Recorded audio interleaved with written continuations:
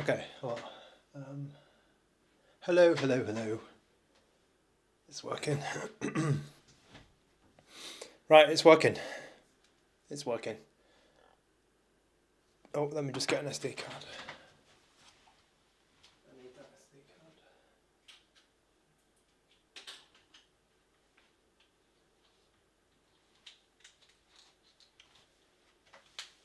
card. Hello to Adif and hello to PJ in the chat. It's really a Game Kiddy, the Power Kiddy rebrand. It is a Game Kiddy, you can see on the box. Game Kiddy's been around a while, but they usually go by the name of GKD. So let's look at this device. This new device. This new device was a bit expensive, I have to say. But it's okay. It's okay. It's okay. Right, who's watching? 8 people, that's fine. Right, so we'll start with the box. Hello. What's the chip in this one? I'll go through the specs in a moment. The chip is surprising because it can play some N64 games. But this is the box. So it says 2019 to 2026 because the original Game Kiddy GKD350H came out in this year, I believe, and this is a homage. It's a new version of that design. The box is a bit. The box is a bit crap. It says 4,000. It says 5,000 milliamps, and then the spec is there. You can see that rock chip RG3576S. So it's a new chip, or it's a relatively rare chip, let's say. You've got this branding around the side as well as it's saying 2019 to 2026, and the gift finally finds you. It's a bit. The box is okay, but they could have made these a bit, more visible. There's nothing much in the box. You just get the handheld and the cable. So I'm not going to go down to the cable. The cable's just a standard USB-C to USB-A cable. This is an expensive GKD, yes. It's a little bit expensive. Yeah, so that's the box. Nothing really surprising. There's nothing really special about the box, I'd say. But I like the fact that it says Ultra. So I'll leave that there. I like that it's called the Ultra. And then here is the device. So let me just bring the brightness down slightly, because it is a bright screen. It's a very good screen. And we'll go down the spec in a moment. Screen brightness is at 100% almost here. So I'll bring the screen brightness down to about 85%. And we'll use that for most of the stream. I can even zoom in a bit today. There's another thing as well.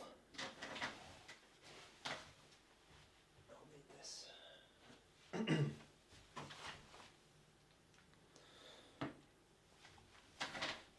Right, so this device is $160 at the moment, and it's a bit expensive because the actual Chinese price for this device is $120, I believe. So you're paying about $40. You're paying about $40 over the Chinese price. The Chinese price was, I mean, if you got this for $120, I think this is a really, really good deal. But $160, less of a good deal, I think, because just purely because it's, you're paying a scalper. You're paying a scalper basically to get this. And yeah, the initial batch was only 200 units. I believe this is part of the initial batch because very few got out to actual gamers, and I think the scalpers got most of it. The device is available now from keepretro.com. So if you want to get it, you can put your pre-order in, but your pre-order will ship in September or October. So there's another batch being planned, and it's going to be later basically. So this is an exclusive quick look, and I'll go down the specs. So the spec is this is a RK3576S. with a so it's a 8 nanometer chip. It's quite an efficient chip. Should be reasonably fast. I think it can do some PS2 at the very top end, but I won't be playing much PS2 or anything like that. I think because there's some other specs which make it not suitable for PS2. I mean, it doesn't have 2 sticks for a start. It has a Mali G52 MC3, which is a 3-core. I think it's a 3-core GPU. It has 2 gigabytes of DDR4, and this DDR4 runs at 2133 megahertz. And it has 8 gigabytes of internal storage. It has a SD card slot which accepts 1 terabyte or 1.5 or whatever. So I'm just using a 64 gig, but I do have a 1 terabyte ready to go with my PlayStation 1 games. The screen is this the same chip as the RGDS? I think it's slightly better than the RGDS one. I think it's better. Okay, so here's the massive. Here is the flagship part of this. This screen is 1600 by 1440p. So I'll say that again. This screen is 1600 by 1440p. And this is the same screen that came in the Analog Pocket. So the Analog Pocket was a very high resolution Game Boy style device, and it's got a cartridge slot, and it's quite a big device actually, the Analog Pocket. But it seems like the screens have got out, so the screen has found its way to the GKD350H Ultra. So yes, 3.5 inch. It's a 10. I think it's a 10 by 9 aspect ratio, so almost 1-to-1 aspect ratio, almost a square, but not quite a square. And I'll say that again, 1600 by 1440p resolution. So it's going to look absolutely amazing, this screen. 5000 milliamp battery. There's no markings or any saying 5000 milliamps. It has Wi-Fi 2.5 and 5 gigahertz, and then Bluetooth 4.2. So the Bluetooth is a little bit older. It has a 3.5mm jack. Now the 3.5mm jack is here, and it's a little bit of a. I prefer it to be on the bottom myself. However, right, this device is kind of touted as a music device as well, because they've added a DAC. They've added an internal DAC, because Rockchip is generally quite poor in terms of audio quality. I think it can be, just poor to average. It's a bit naff, Rockchip audio quality. However, to mitigate that, Mr. GKD, or the creator of GKD is a guy called Lao Zhang. So Lao Zhang has added a DAC, and I've got the DAC number. Let me just find the DAC number for you, because I saw it the other day. I just want to tell you the DAC. Yeah, that's it. The DAC he is using is the ES9018K2M. So this probably means that more if you're on the audio, if you're an audiophile, or you know what you're doing. It's a ES9018K2M. Now, I don't know what that means, but apparently it's a good DAC. Like, it's not a, it can do like high res audio and stuff. Like, it's got some kudos apparently. This DAC, and it's better. It'll be for sure better than the internal Rockchip DAC. Yeah, so he's saying, right, in the spec it can do 32-bit, 384 kilohertz something, hi-fi audio. It has 2 speakers. It has stereo speakers at the bottom here. So you can just see that, yeah. And then it has a Gully Kit TMR joystick, and it's here on the left. So it's got 1 stick. It has micro HDMI, which is here, and then it has a Type C for charging and OTG, and then and then that's about it. It is 149 by 70 by 18 millimeters. That's the dimensions, and it's 288 grams. Stormdumaru, welcome to the stream. Welcome. Can we see it next to an RG28XX? I don't have an RG28XX to hand, but I do have something else which is comparable in size. So yes, this is the device, and I'll give you a quick sort of look at it. So I've not peeled off the plastic yet. So I thought that they added some screen protector, but actually I think this is just a plastic because it's getting fingerprinty as crap, because you can see that the front and back is glass. So I'll just take this off, and I've got sweaty hands today, so it is what it is. So that's the back glass. And then I believe this is not a screen protector, because I see some like, I don't know, I think I don't like this screen protector because I see some texture on the screen, which is, I think it's because of the screen protector. There's like some, there's something there, and I think I don't like this. So maybe I'll peel it off later because it's not easy. It's not as easy to get off as the back one. But I feel like there's some texture on the screen which I may want to get rid of. Let me try that. Let me try it with the texture first, with the screen protector first. And yeah, so here's a look at the device from the side. There's nothing on the left side. You get a lanyard here, a lanyard hole, just there. On the right side, you get a power button and then a volume up and down. On the bottom, you have the lanyard again, and then the left and right speakers, micro SD slot. Then the top, you have these. I think the buttons are quite nice on the top, the triggers. You get the L1 and R1, and then the L2 and R2. You get a home button here, so it's got a home little icon. And then you get a menu button here. I believe there's an Android version coming out, actually. Or there's something Android coming, because I think it might be able to do that in the future. But it's launching with Linux.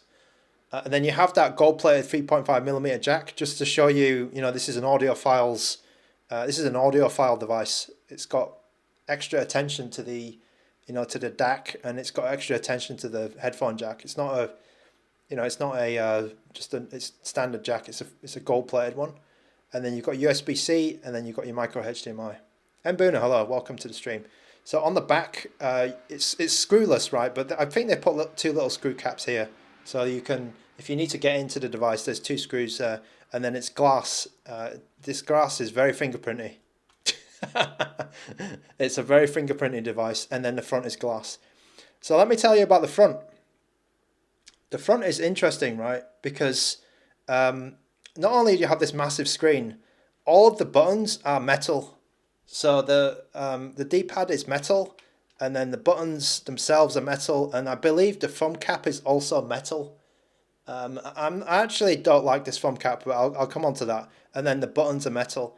So one of the reasons why he couldn't make so many units for this initial batch, there was only 200 for the initial batch, is he said that the metal buttons were absolute bitch, and they held him up a lot. So the supplier of the metal parts for this device seems to be holding up why the production run. So it's quite that's the part of the production, or the part of the production plan, or the timing that takes the most time, is the metal buttons. So these are all metal part. It's metal and glass basically. It's a metal frame, metal buttons with glass sandwiched together, and it's very premium. It's very premium. Is it 4x3? No, it's 10x9. It's the analog pocket screen, Mr. Mbuna. And if you know what the analog pocket screen is, I'll say it again. It is 1600 by 1440p, this screen. So you can see the dimensions. So it's 18 millimeters across. So it's a little bit thick. It's a little bit of a thick boy.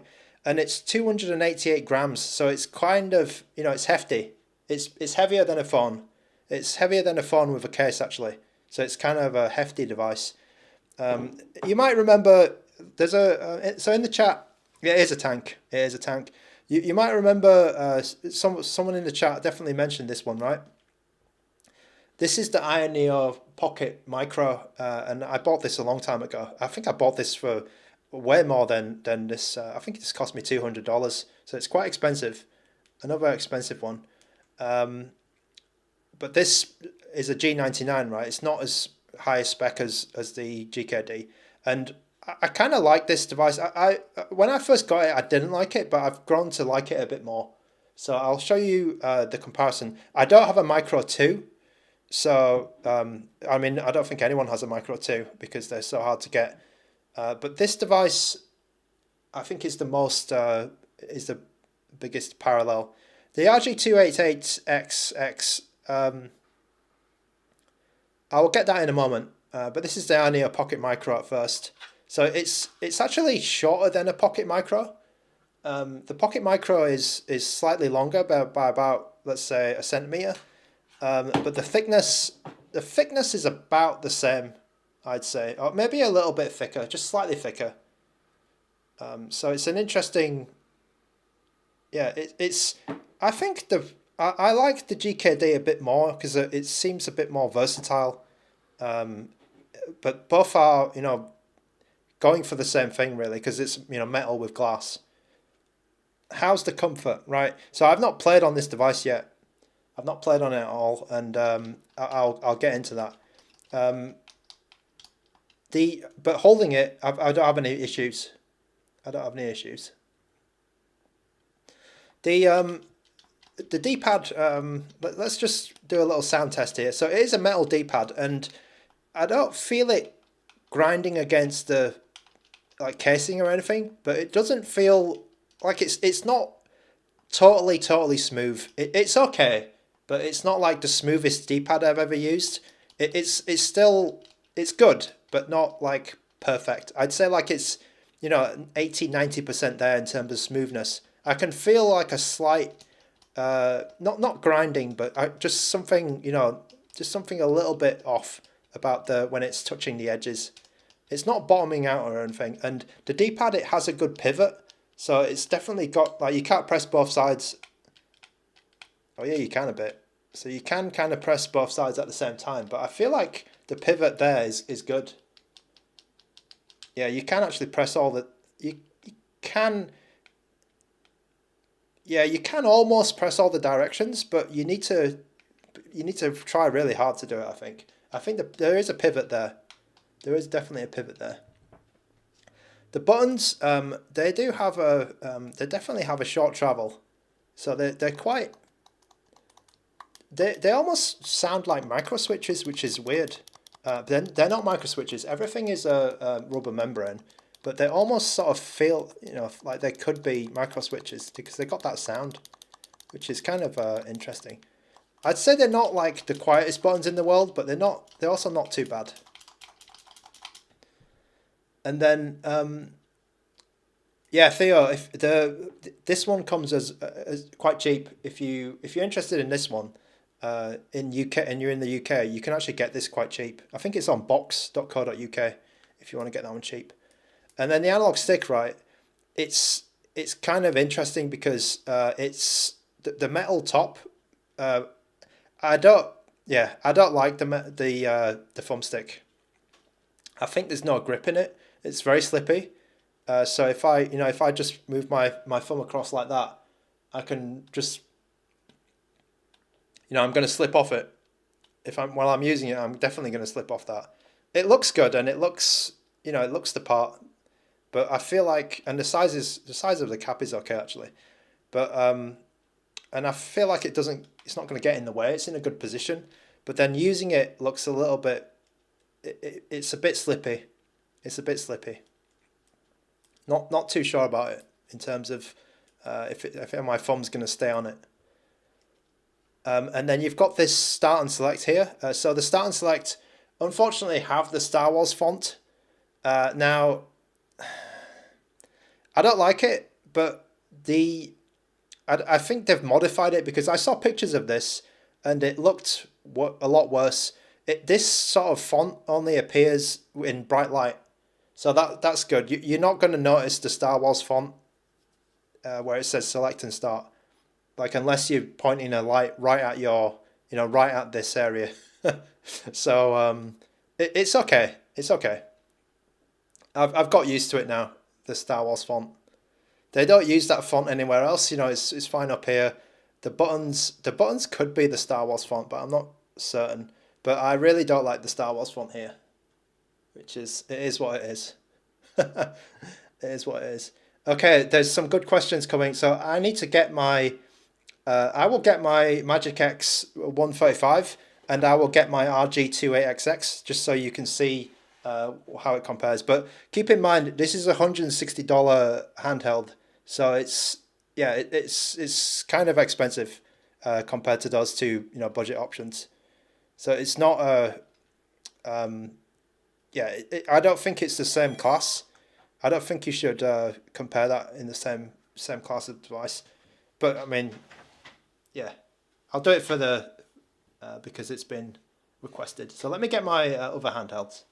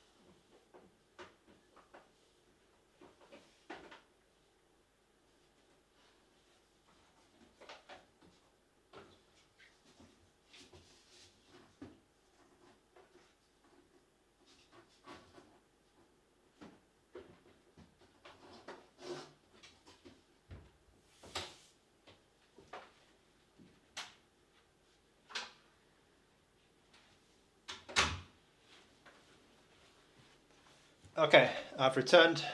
It has a DAC. Yes, it does have a DAC. So if you, it has a ES9018K2M DAC. So it's quite an interesting one. Yeah, it does. Yeah, we need someone who knows what they're doing. We need Wild Lee. I think Wild Lee knows DACs like the back of his hand. So yeah, the ES9018K2M. I don't know what that is.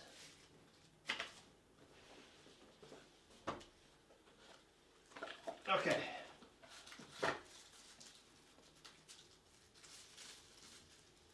Right, so first comparison here.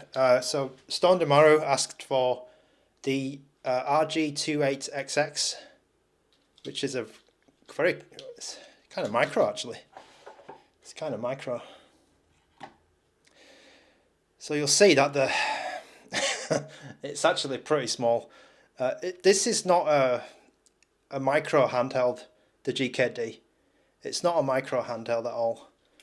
So it's, I mean, you're seeing the size difference there. It's quite, the size difference is massive.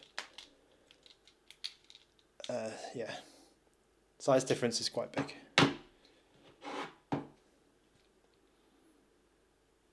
There you go. So it's not a small handheld. It's more of a. I think the 130. I think the 135 is more of a better comparison.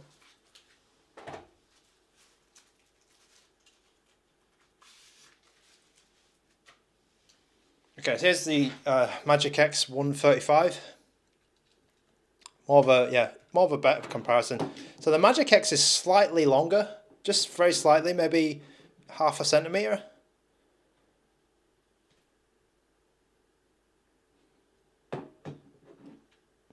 So like almost, yeah, almost longer.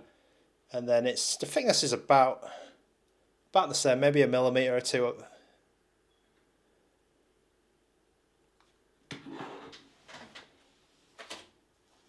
And then I've got an RG35XX, which is smaller. It's not as long.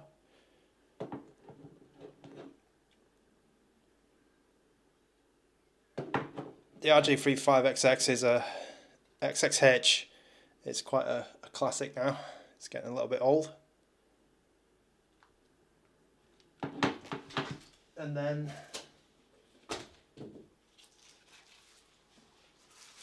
finally we have the MagicX 20, is it 28? Yeah, it's Mini 028. So the Mini 028 is a lot smaller. Yeah, this is not a micro handheld.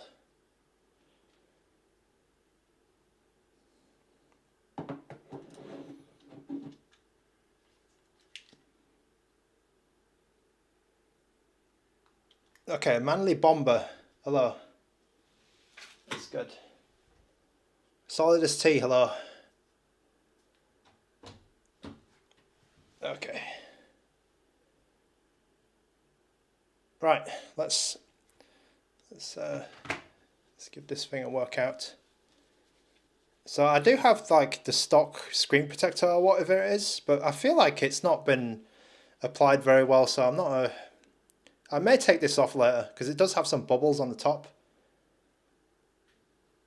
But we'll give it a go.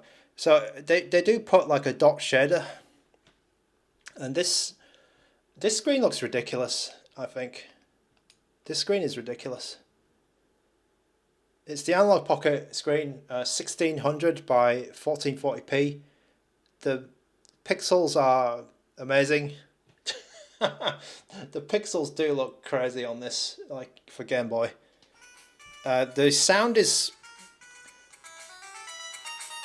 pretty good. It's very clear.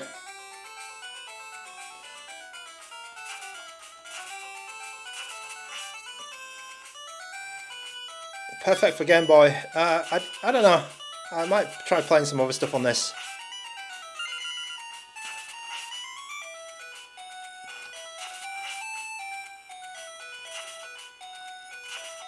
Mini Retroid Pocket. It's a lot squarer. I think Retroid's a little bit more rounded these days. Okay, I may have to... That person may have to chill in the chat. Oh. The chat GPT person might need to chill in the chat, or you're going to get muted. PSP? I don't think I... Whoa. No, you're good. ANBERNIC, you're good, it's the other guy.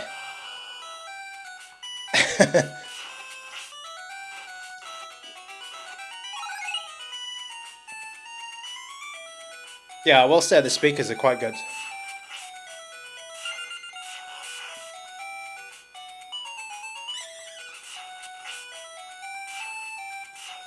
Which console is it even competing with? I don't know. This is something I think somewhat of a passion project. I know that the project started last year, I think, in November. So it's been in the works for a while, this one. Yeah, it's quite unique. It's also a bit expensive, a bit hard to get for what it is. You do need to pay premium for this, but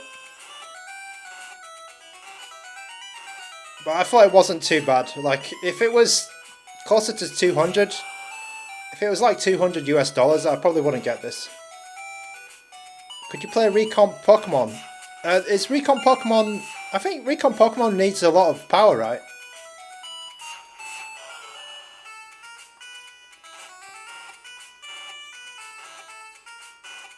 Okay, Paul. I think you're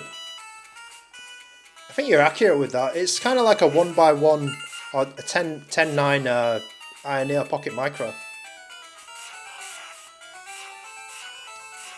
Ah.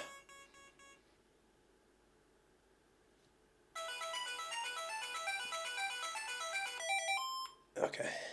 It does have a RetroArch here. Yeah, I am using RetroArch to play this. Alright, so that was a Game Boy game. I will say something, right? This device gets a little bit warm.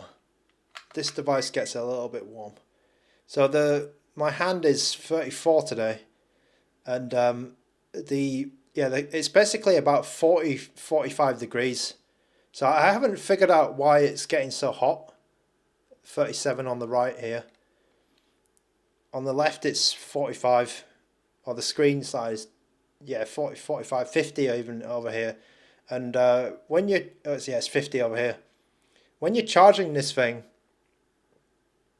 it gets bloody hot. Like it's almost burning your hand when you're charging it.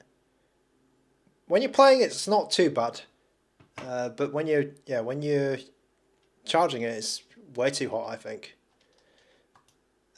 Metal devices do get, they tend to get a little bit hot, I think. Yeah, they do.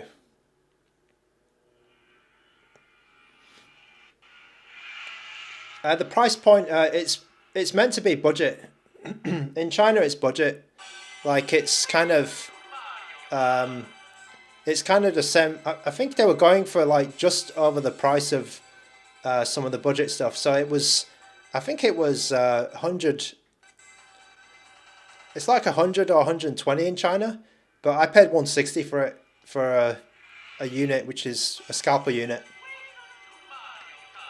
Well, I think it's a scalper unit. Keep Retro have them at the the overseas price, as it were, but there's no official overseas channel, so they're probably buying it and then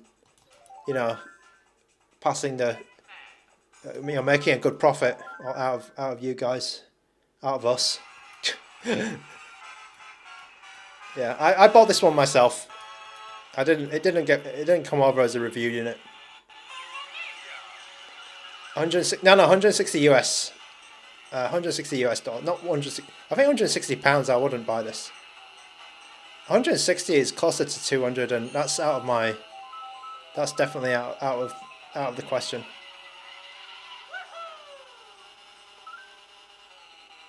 Where's the? Oh, it's here. That's not very good. The mapping needs to be changed a bit. I will say reaching over to the R2 is a little bit uncomfortable. How many handhelds? About I think about 60 or 70 arcade pool. I haven't counted since I moved from Hong Kong, because I did like a little inventory when I moved from Hong Kong, and then I've obviously got a few more since coming here.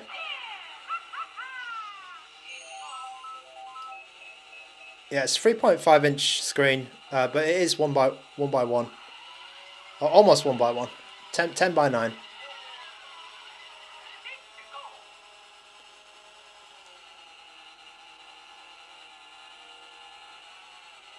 Oh, is the music stopped? That's a Retroid, that's an emulation bug, right? One thing good about this is it uses Rocknix, so there's no like weird software. Maybe the skin is a bit weird, but I know previous GKD products, they kind of had bad software, and I like the fact they've just used Rocknix, pretty much like almost vanilla Rocknix, and it's much better than previous efforts. So you won't need to do any weird, you won't need to do too much to get this going if you've got one yourself. There's some Chinese stuff here and there, but you can reset RetroArch to English quite easily, and then you're fine. And then the interface is all in English as well, so that's good. Oh god. 10 by 9, is it actually the 8-fold? I know the inside is 4x3, right? The new Samsung Fold is 4x3 when you fold it out.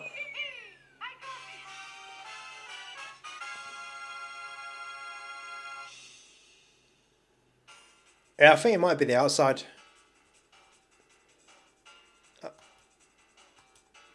I could be wrong. I mean, I don't keep up too much with the Samsung, because I'm an Apple guy.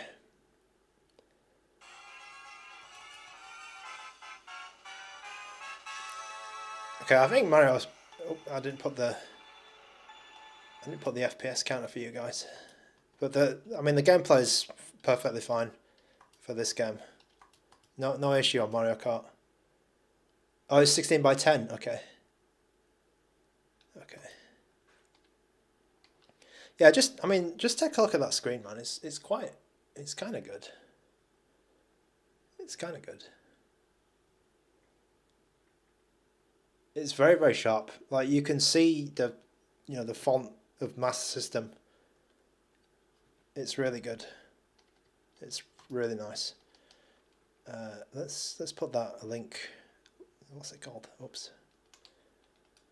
Links. Everyone puts this. So I've seen some Chinese reviews of this, and everyone's putting that Legend of Zelda game on. There it is.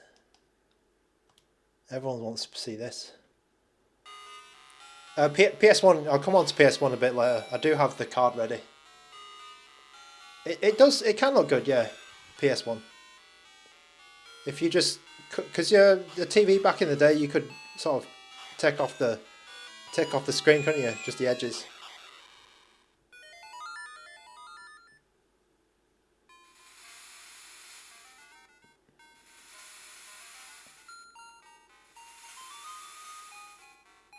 Yeah, it looks pretty damn good.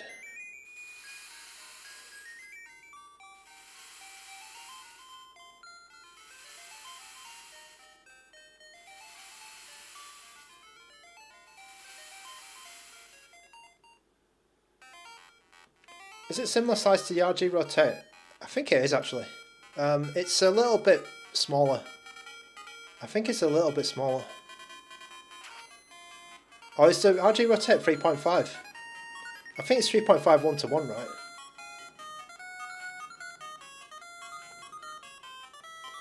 I mean, the screen's ridiculous. It's, yeah. So it's the cheapest way you can get the analog pocket screen, basically. I think this screen is also used in the AYANEO Vert, is it? The AYANEO Pocket Vert, which was quite an expensive a Snapdragon 8 Gen 1 device, which had, which I think also had this screen.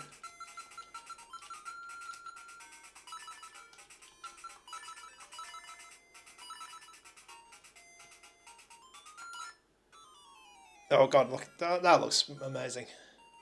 That looks ridiculous. Yeah, that looks ridiculous.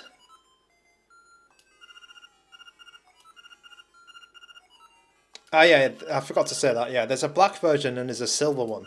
So the silver one has silver accents all around, and I'm not sure if the buttons were silver as well, but I think this is silver, this little Wi-Fi thing. But I didn't like the silver. I like the full black one, so I went for this one. The silver is a bit too, I don't know, it had a bit too much going on for me. Wario Land 3, yeah, I can put that on.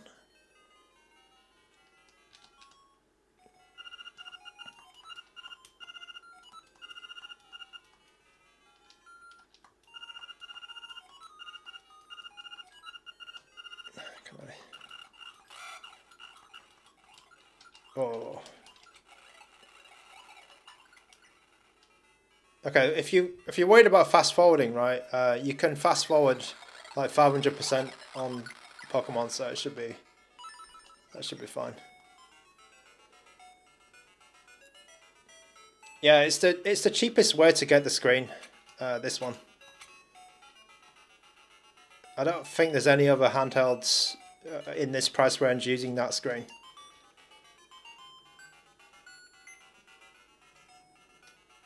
No, there's that thing there. Oh, I actually don't know where to go in this.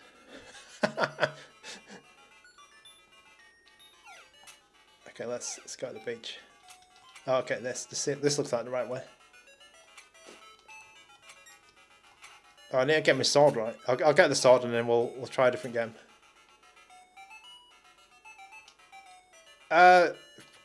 I don't know if maybe Analog Pocket commissioned it, because that was the first sort of appearance of this screen, right?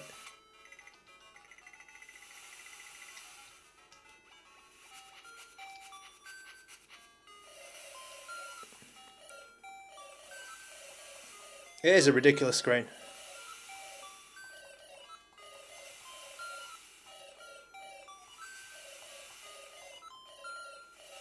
Okay, let's...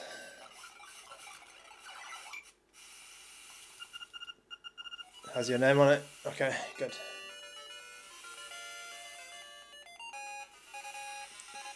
Is it comfortable? Yeah, it's okay. It's okay. There's no... I don't have any issues holding it. The only thing is the bloody heat. So it's playing Game Boy, right? But it's still kind of hot. My hand is 34.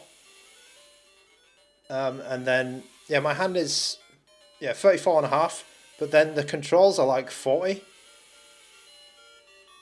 So that's not good. Like that, the hotspot is like here. 51 there. So I'm thinking, is the software like not doing something right?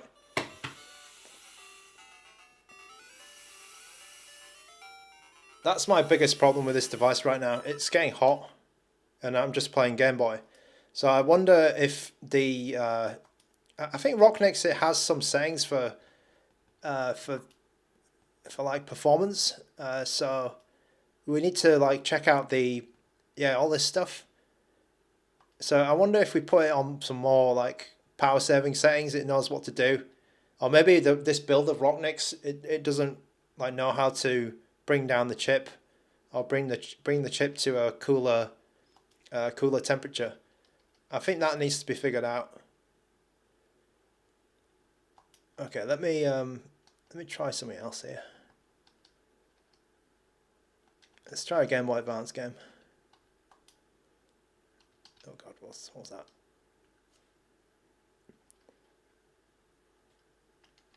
Oh, someone wanted to see Master System, right? I don't know what to play on Master System, but any Master System game in was it Master System? Oh, Wario Land 3 as well. I'll go to Wario Land 3, and then we'll go Master System. Wario Land 3, here it is. TPU case. Yeah, I guess it could. The case or grip usually helps you with the heat. Certainly when I had an AYANEO, on my AYANEO Pocket S, it's a lot more usable with the grip.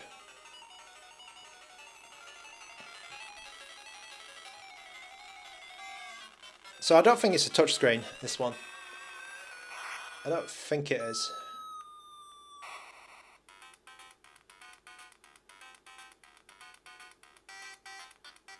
The sound is quite good. Like this is max volume.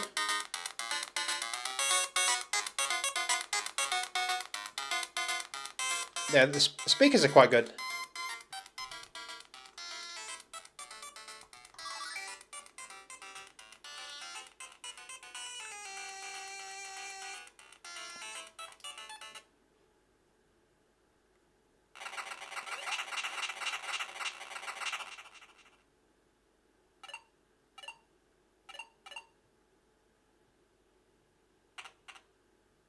What was there? Does the D-pad have sharp edges? Not really. Even though they're metal, I feel like they're pretty good. The D-pad sits a bit higher. The D-pad does sit a little bit higher than the buttons. That's the only thing I can feel. Like, I don't think this device has any sharp edges. The corners are rounded off a little bit. It's blocky, but it's not sharp. It's a blocky device, like it's just a block, right? But the corners have been rounded off, and the edges have been rounded off, so it's okay.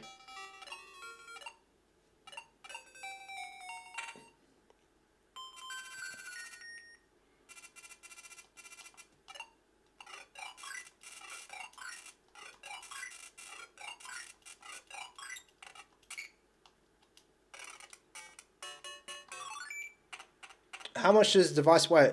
According to the spec, 288 grams. Have these gone up for sale yet? So if you want to get one, you need to go to any of these like reseller websites, Keep Retro, Go Game Geek, Mech DIY. They all have them, but they only have them for pre-order. and the pre-orders ship in September, end of September. So I've got one because I was part of the initial batch. The initial batch was only like 200 or something.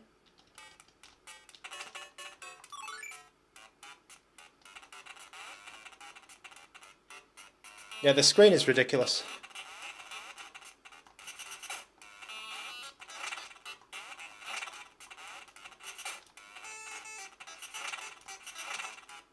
Yeah, the screen is ridiculous. It's really, the screen is really good.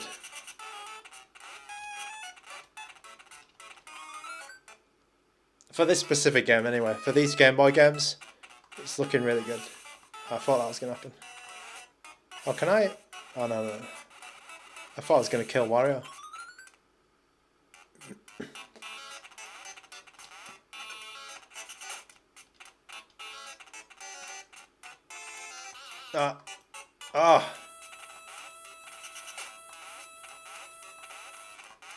I think it also sounds good, this device.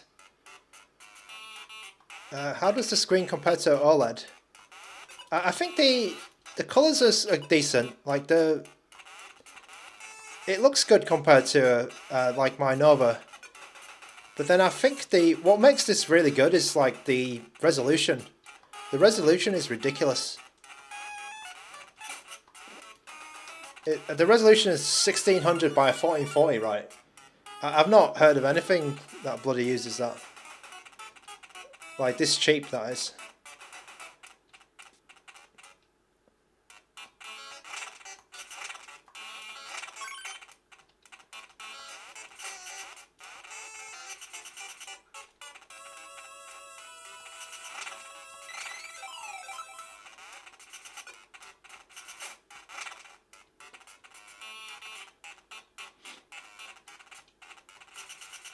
Oh, no.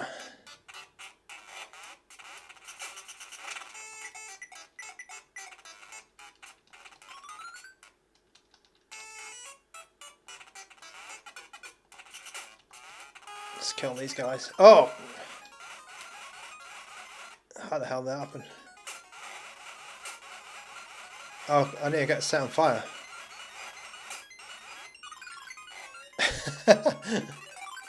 Okay.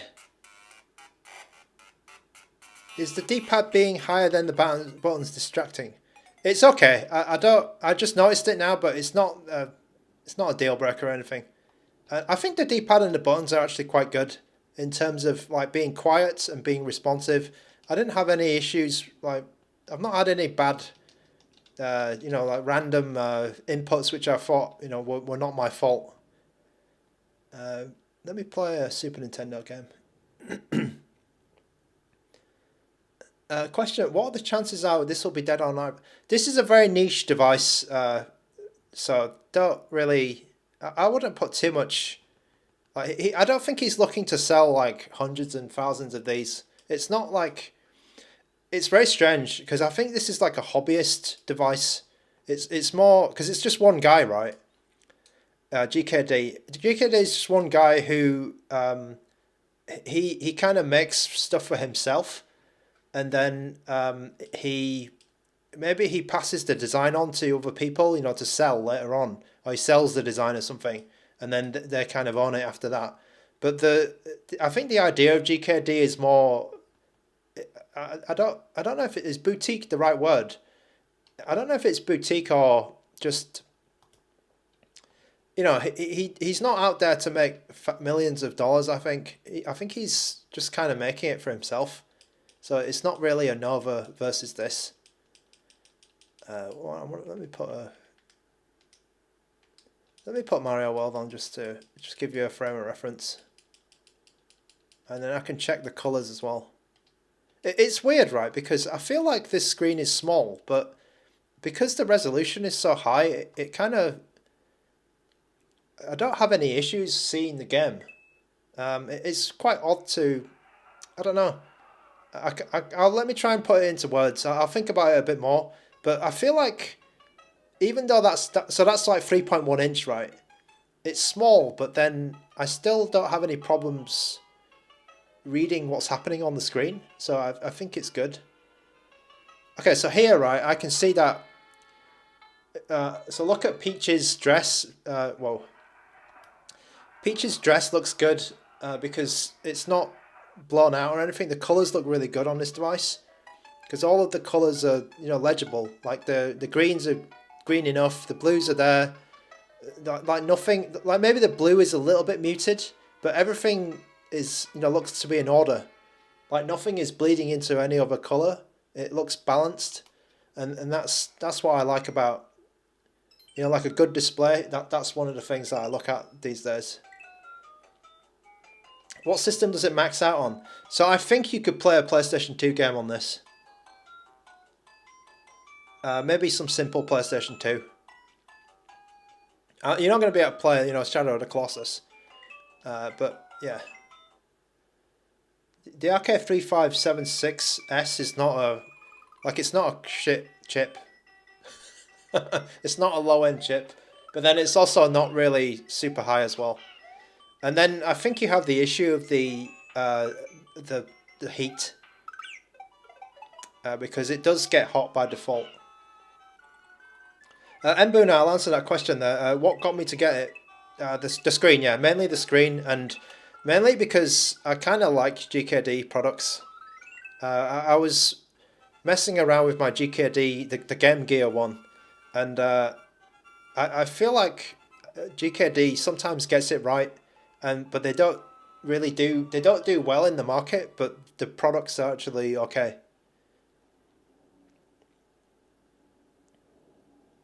4x3 might look good on 10x9. That's true actually, because somebody said I should stretch it or do something weird, right? Is it integer overscale?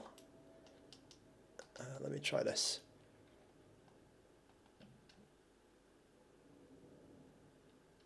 Let me try this. Oh, can I? What is that? What is that? There was something there.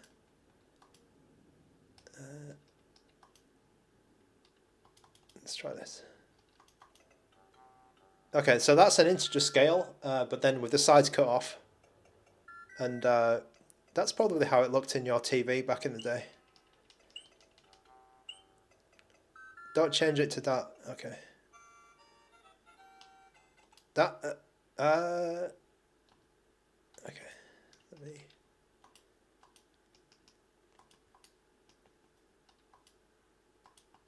I'll just leave that to. I just leave that to call provided. Oh, 4x3. I think I got the same result.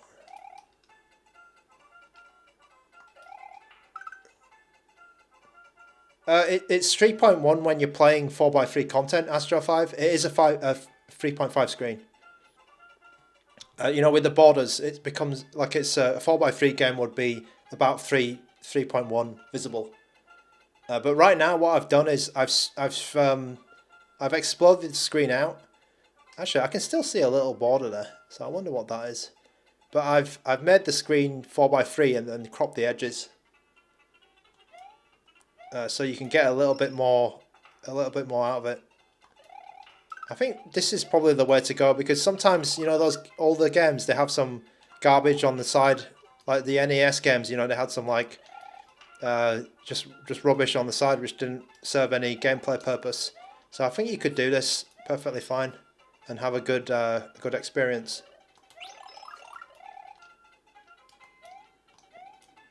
No, I need people to remind me of these things, like Mbuna in the chat I think also knows.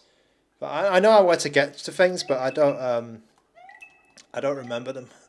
I don't remember the functions. Centurion, yeah, I think it is. I think it is the same Vert screen. So the Vert is another product from AYANEO, and it's a bit. I think it didn't sell very well, or it didn't do very well, because it was too expensive for what it was. I think the Vert is a good idea, like a premium device using this screen. But I'm tempted to buy a Vert, but the things that are putting me off about the Vert are the small buttons, and then the kind of the screen and body ratio. Like, I feel like it could be a smaller device. and it would be a little bit a more compact device, and it would be a bit better. Whoa.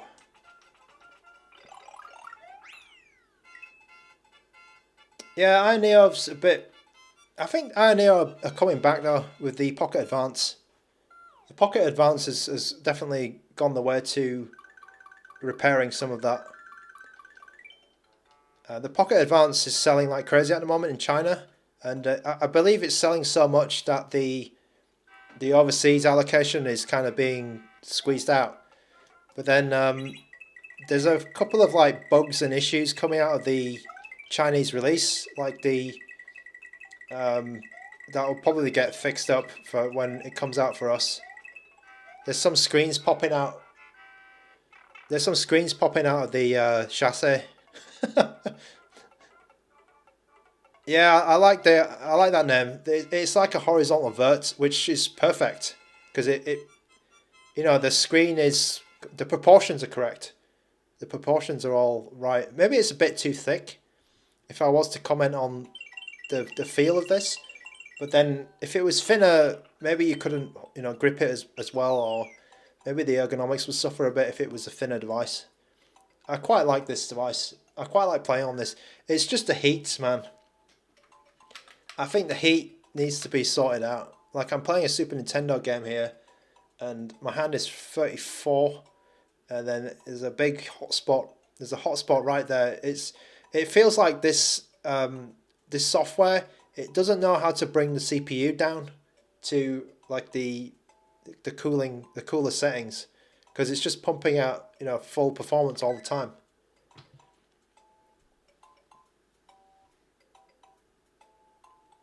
Okay, I'm gonna have to take a little 2-minute break, just coming up to an hour, and then I'll answer those questions.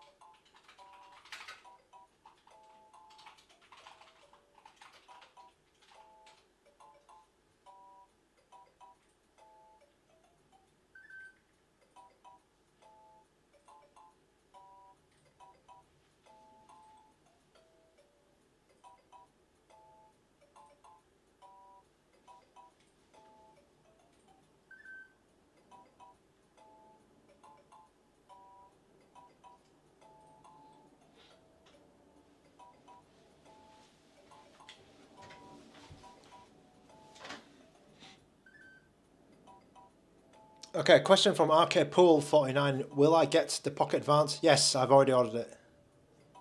I've already ordered a grey one. I ordered the grey 3 gig one, 3 plus 60.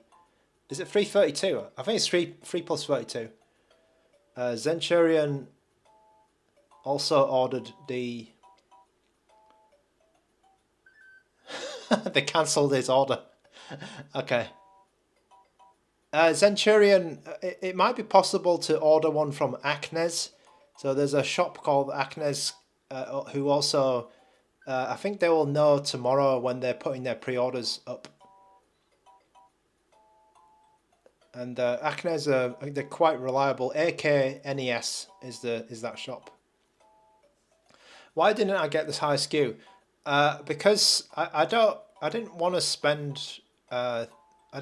the extra $20, and also I'm just going to play Game Boy Advance games on it, right? So I don't need the 1 gig of extra RAM. I didn't feel like PS2. I'm not going to play PS2 games on that thing. Just like I'm probably not going to play PS2 on this, right? I've got other devices to play PS2 on, and I just go for the cheapest way, you know, to get the experience, which is perfectly fine. Aragon Frost, welcome back to the channel. Welcome back. Yeah, they need to figure out how to cool this bloody thing down. I'm a bit. Yeah, I'm not feeling this. Not feeling good here. You're tempted to get the Conquer Pocket Advance. I mean, I think I was like thinking I shouldn't get this, but then I feel like it's relevant. It's a relevant device in the market, so I should get it. Joshua R has ordered the RG35XX. How am I doing with mine? I love the RG35XX. I think it's a great product, and I don't have any. Like, I've got very little complaints about that device. Like, the longer it goes on as well, I feel like the longer that is out, the more software is coming out for it. You know, you've got Next UI, which is really good. There's tons of stuff which is that ecosystem for that device is really good. So I think if you hop on to the XX series, you're going to get a good experience.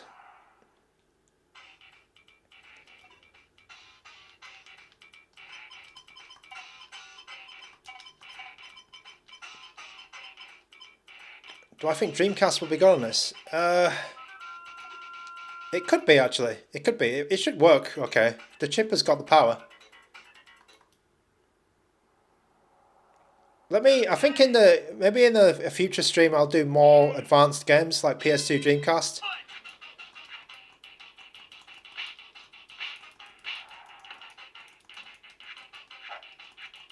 In this stream I'll stick with the games that I've got on my SD card today. Oh. I've forgotten how to play this game. Oh yeah, there you go.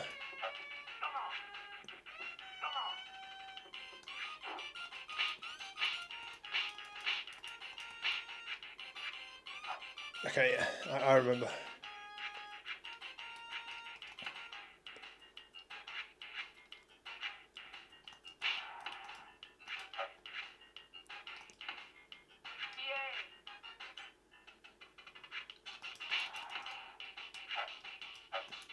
Oh god, you got me.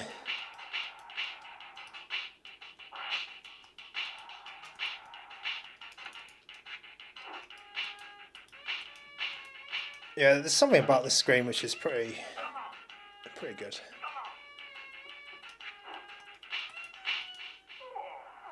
Pretty damn good.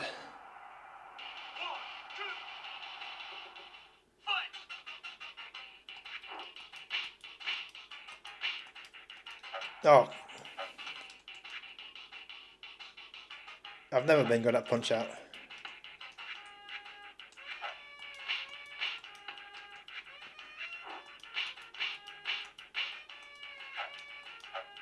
Oh no.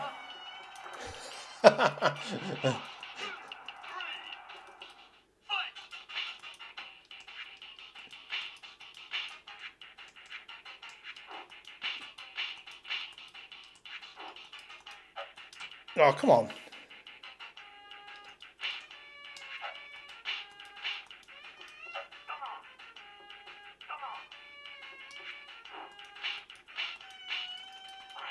That's what I wanted, yeah, that's Super Punch. I mean, Solid C, I never played the original Punch Out either, so I'm just not good at Punch Out in general.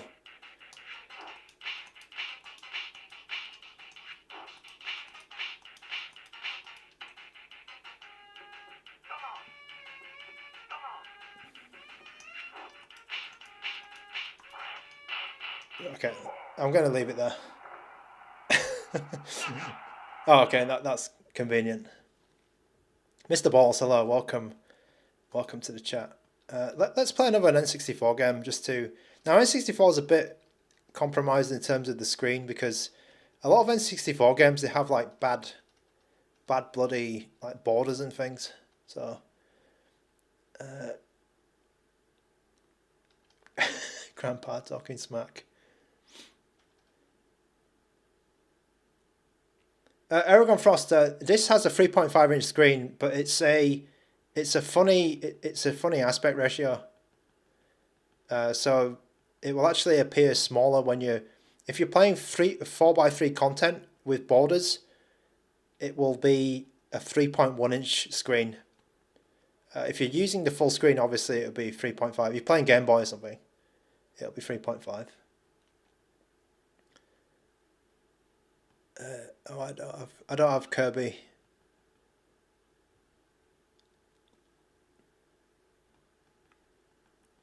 What am I playing?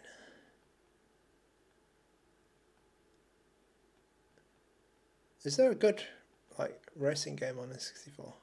NBA Live, oh NBA Live 2000 was that? I think I'll play that. Oh, was I hovered on it?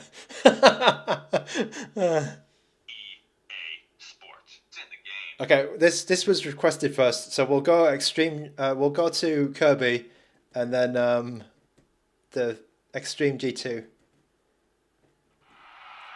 N64.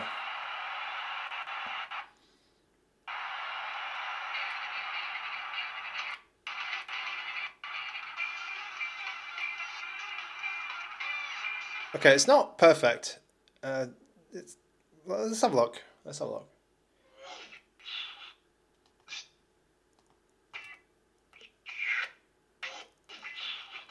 It could also be RetroArch, right? It's not the optimum N64 settings.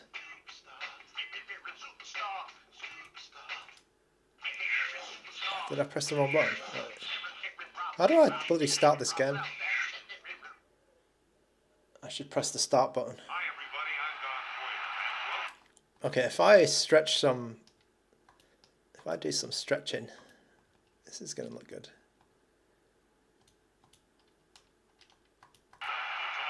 Okay, that might be too much. Yeah, that might be too much, but let's play with this.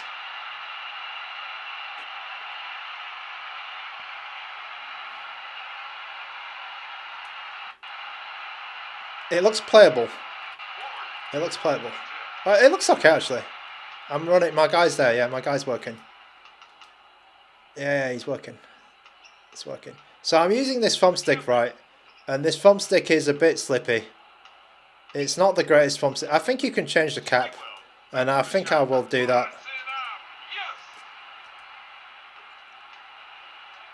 Because my thumb keeps coming off it. Where's the turbo? Oh, what's that?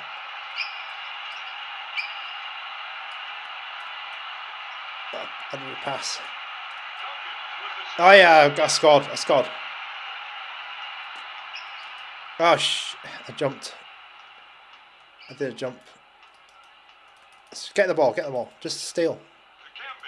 Steal, steal. How do you steal? Yeah, get the ball, get the ball. Throw it, throw it, throw it. Oh yeah, yeah. I scored twice. Yeah, this is okay. It's a bit weird because I've stretched it, so it's kind of stuff off the screen. Let me just turn that off because it might not. Okay, yeah. So I lost quite a lot of the screen, but it's.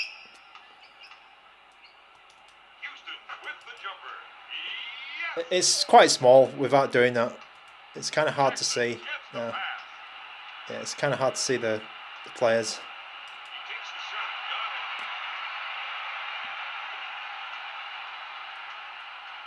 But the game is smooth. Yeah, the game's quite smooth. It looks like it's not, you know, no major graphical issues, which is good.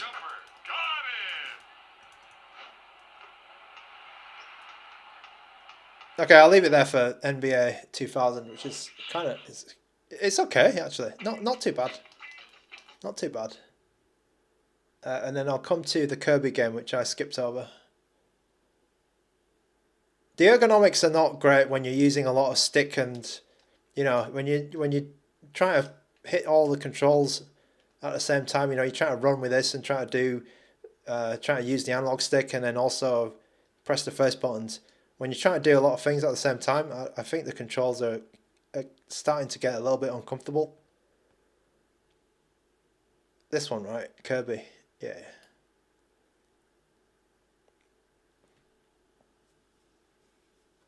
Yeah, the screen is tiny. It can get really small. I mean, this is a small device, right? I'm really zoomed in. Like my hand is literally, I'm super zoomed in. Yeah. Like that's how big the device is. It's like a phone.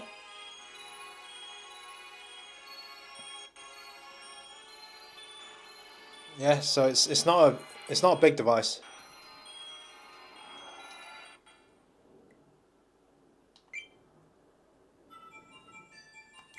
It's this spooky music. Do I know how to use Kirby's copy ability? I know what it is, so let's just skip. This game is running really well.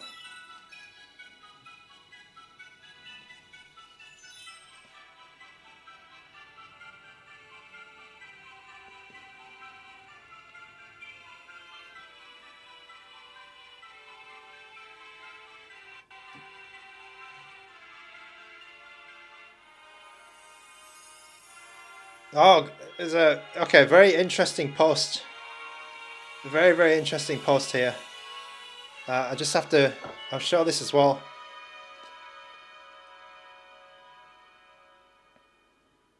I'll show this post I've just read from a certain Gamma. I got the thing. So Gamma also has a GKD 350H Ultra. Same bloody day as me. Can we please see GBA?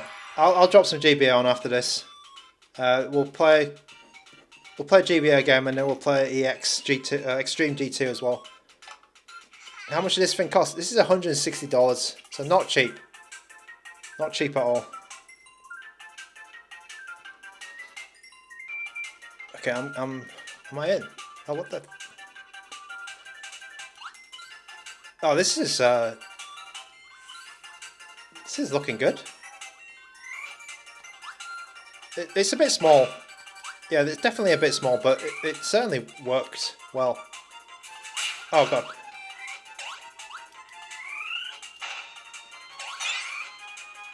Oh, it's pretty good. It's pretty good. Can he fly?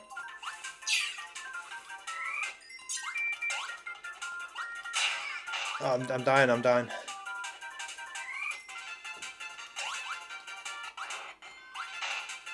Okay, that's good, right? That should be good.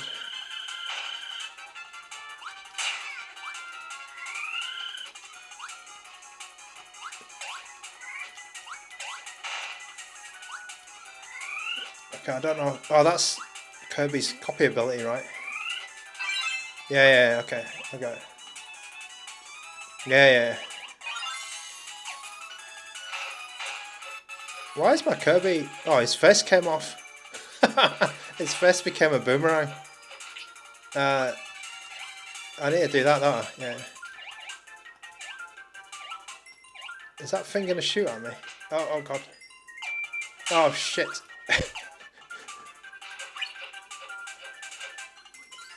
His face becomes a boomerang. Oh god.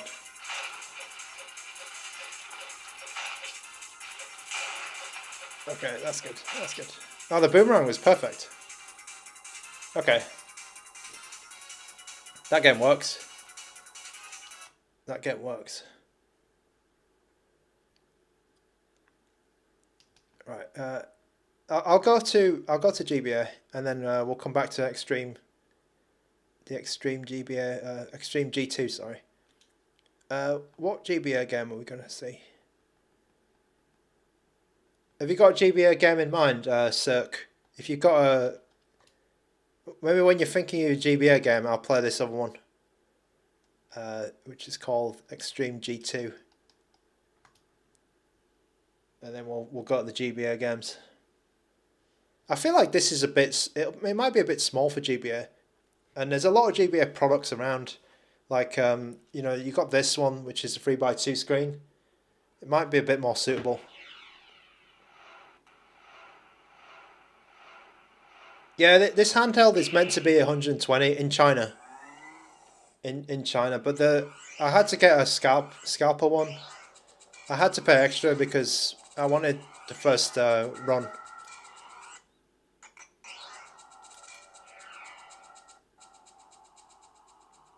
if you buy it from an importer like Keep Retro or Go Game Geek or Mech DIY, they're charging about $160 for it.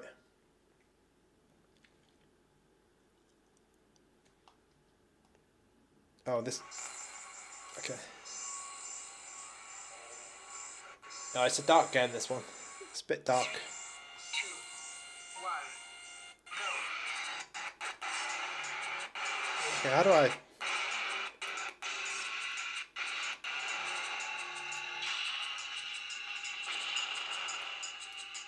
How do I bloody...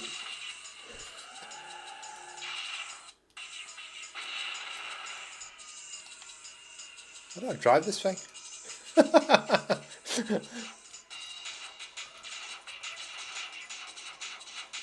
That's shoot, right? Where's the driving functionality? Is it on the other analog stick?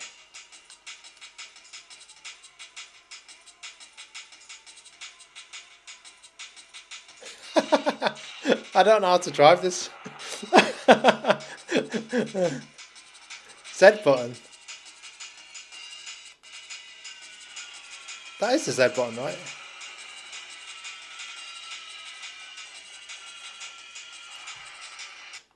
Where's my Z button? Oops. Where is my Z button? Yeah, it's that one.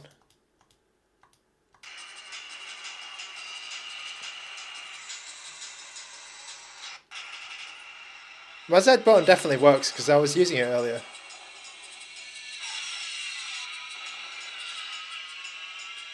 Yeah, I don't know how to drive, I'm afraid. That was a poor test. That was a poor test. Sorry about that. These buttons definitely work because they do something here, right?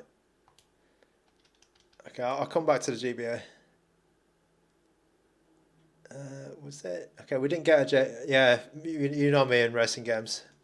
I don't know what I'm doing. Okay, there was not a a GBA game wasn't provided, so I'll just choose one. I'll choose something stupid. Let's choose this. Oh, Stunt Racer 64. Okay, I'll put that one on as well.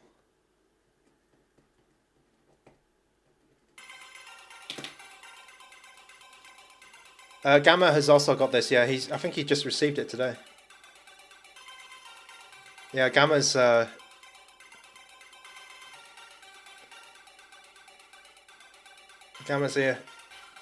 Gamma's in the chat. Well, not in this chat, but he's chatting.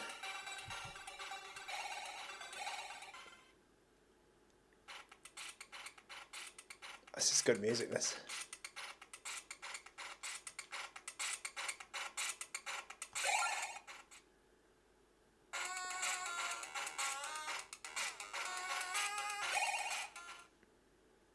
Okay, I think this has an LCD filter on it.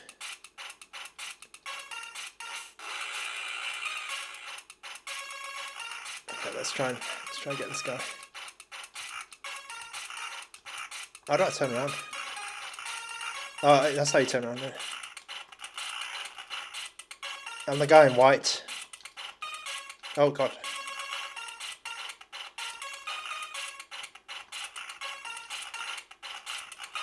I'm trying to kick that guy in the head. Oh yeah, I kicked him back in the head. Least favourite tea.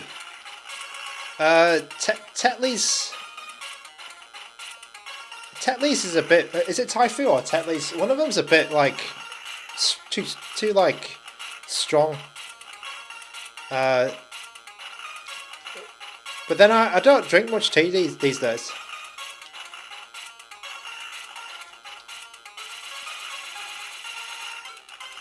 Oh yeah, I kicked him in the face. And then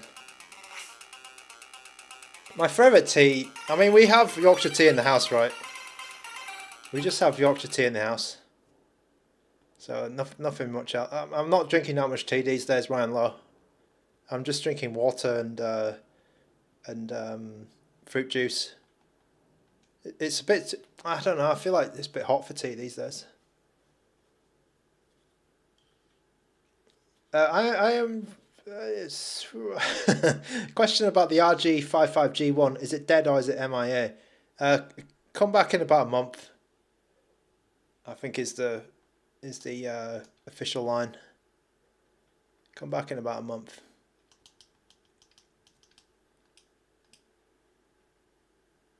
I keep pressing the button, which okay, that's better.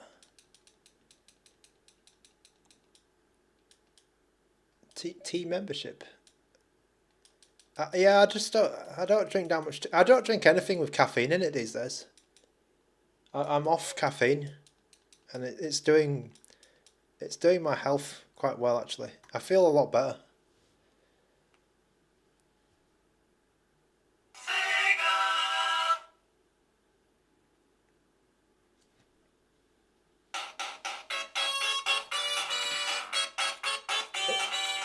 This swing is bloody loud.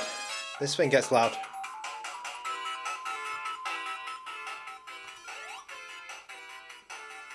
This thing gets really loud. Oh, that's nice. That sound is nice. The speakers are good. That like ting. The ring pickup sound is really nice on this on these speakers. I'm surprised no one's like put high-end speakers. Like none of the expensive handhelds. This has got better speakers than some, you know, than some like $200-300 handhelds.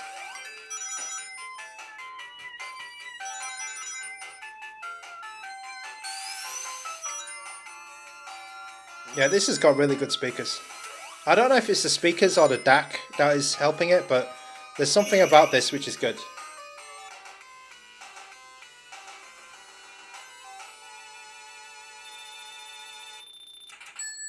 Yeah, maybe they stole the analog pocket speakers or something. I don't know. Or they stole some iPhone speakers or Samsung speakers.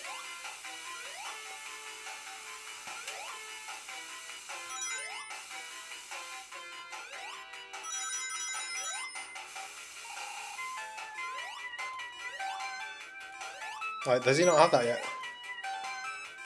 Sonic 1.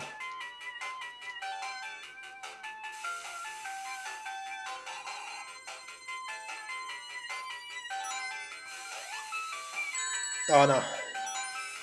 But the sound was worth it. Yeah, the high end on this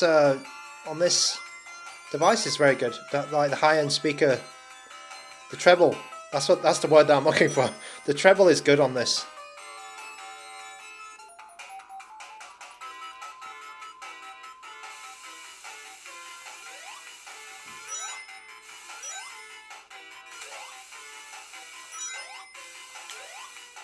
The treble is good.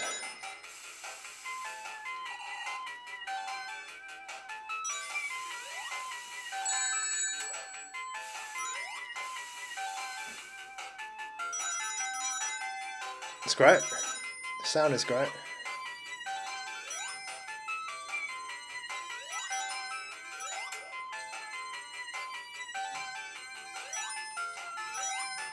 I think the controls are quite good actually. The face buttons. The face buttons and the just as I like lose all my rings, I think they're okay.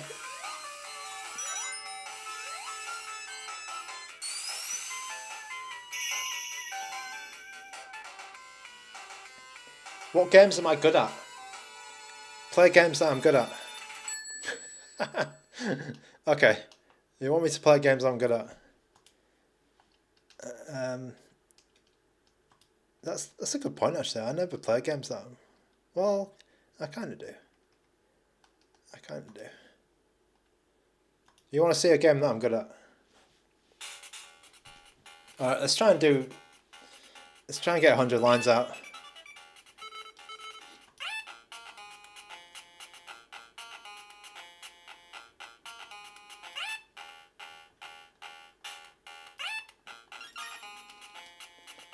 Oh, we don't have the...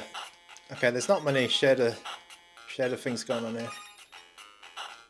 But yeah, this is a game that you would want to play on this device. I mean, I could play Tekken as well. Tekken's another game I'm good at. I mean, I buy handhelds just to play Tetris on. Like the Trim UI Brick Pro is quite nice for Tetris. Oh god.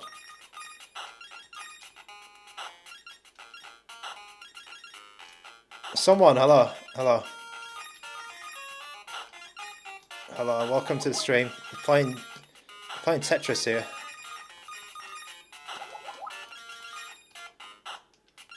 It's I think the biggest complaint I have about this device is it gets hot.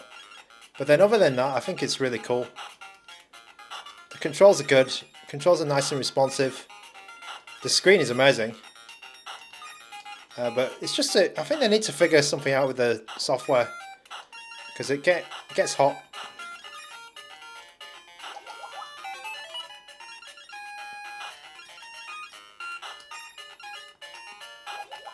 Oh, the gamma squeeze is here. Yeah, the screen is nice. It's really nice.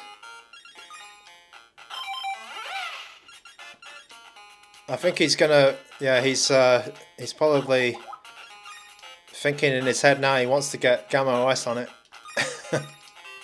I've been messing around with Gamma OS on the RG DS, and there'll probably be a future stream. I was just waiting for it to get a little bit more stable. There's a couple of little bugs and just some things that were missing, like the FPS counter. But I will get on it to show you guys what Gamma OS is all about, the new one.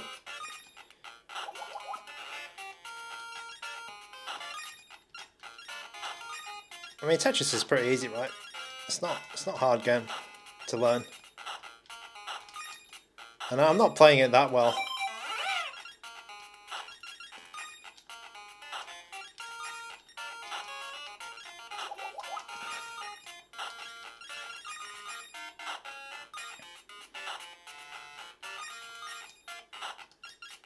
How much is this device? 160.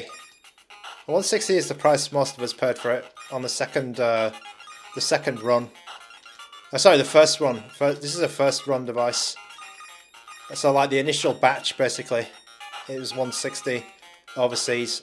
On the Chinese price was much cheaper, like 120. Okay, we'll leave it there for Tetris. Yeah, we had to pay like a $40 markup, unfortunately, for the Chinese, from the Chinese price. Have I played Tetris Effect Connected? Yes, I finished it. I think it's good, but I don't know if I'll go back to playing it.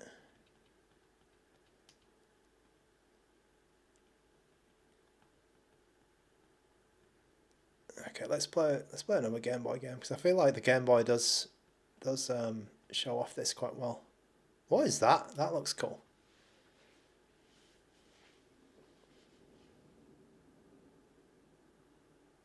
So the Game Boy Color has some shaders applied from the stock firmware. Bruno Bonnell, the legend. Bruno Bonnell's a legend. Yeah, Aragon Frost. There was 200 units released, and then I think Scalpers got them. And then the Scalpers sold them to us, basically. Just anyone who was interested at $160, which is a bit sad. I mean, it is a bit sad because the original, you know, like the gamers, the Chinese gamers, they couldn't get it at the normal price. Okay, what the hell is this? Okay, Bruno, show me a good game, Bruno. Oh, it's like Tetris. Is this also Tetris? Oh, what the hell is that?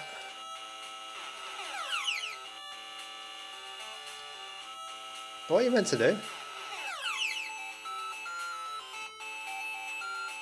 Okay, let's try and...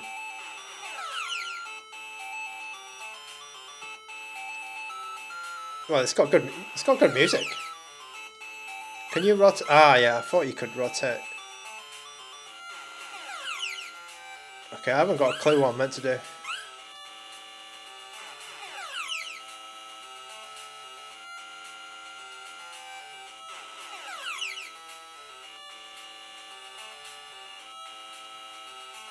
Hello to Ian. Yeah, I don't know what I'm meant to do in this game. I think it's a Tetris clone, but Oh, you can delete stuff. Yeah, I had to. I'm sorry about supporting this. Oh, yes, that was a bomb. I had to support the scalper. Well, it's not really a scalper. It's Keep Retro, right? So Keep Retro. What the hell is that? Keep Retro are selling it for, you know, it's the price that it is overseas, basically. It's just, it is what it is. D-pad's okay. D-pad's, it's not the most, it's not the comfiest D-pad I've ever used, but it's definitely responsive. I would say that it takes a little bit of pressure to use this D-pad.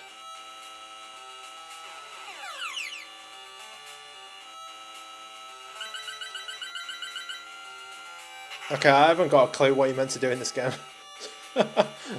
So I'm gonna get out. Yeah, so Keep Retro and then Go Game Geek, Mac DIY, all of the usual stores. Lint XT or whatever it's called, that one as well. They've all got this, but it's priced at about $160, and that's at least $40 over the Chinese market price or the Chinese release price. I've actually seen this device for closer to 200 and 250 in China now, because there's so few units of it available.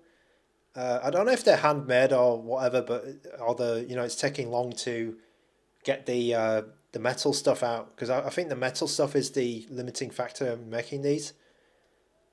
But yeah, that's sort of the sales situation now. If you pre-order one on one of those websites for 160, expect to get it in probably the beginning of October or the mid-October or something like that.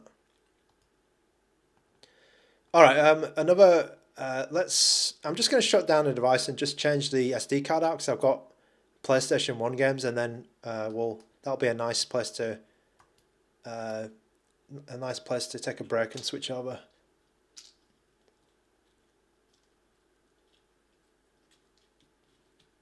The DAC, I think the sound sounds good.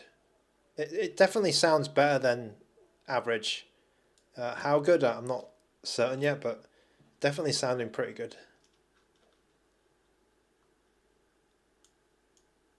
Okay, I hope this works. This is my 1 terabyte. Oh wait, another thing, right, is this device is really fast to boot up. I quite like that. Like less than 10 seconds, I'd say, to get to the home screen. That's really cool. Like I think Rockchip's usually a bit slow. And I can see I've only used about 25% so far in this 1 hour streaming or 1 hour and a half streaming. So it's okay, not too bad.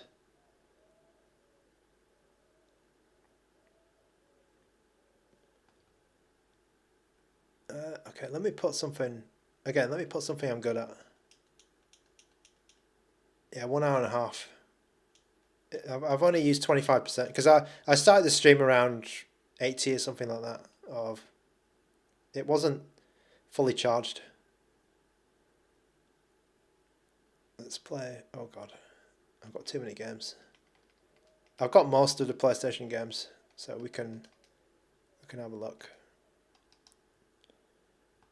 Let's play Tekken. Let's play Tekken 3. It's been a while. Oh god. Okay, does that actually work? Okay, I don't think. Okay, let me see what's going on here.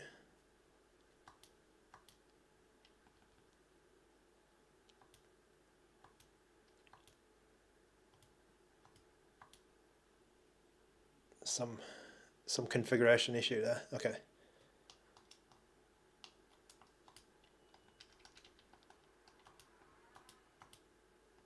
Let's make sure the enhanced resolution is on. In the core options GPU plugin. Yep, okay, that's good. Should be good to go.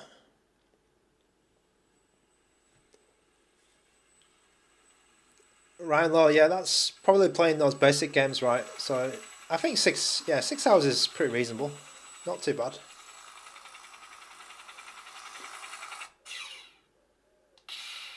Alright. So here's another 4x3 game. Where's oh, let's be Jin.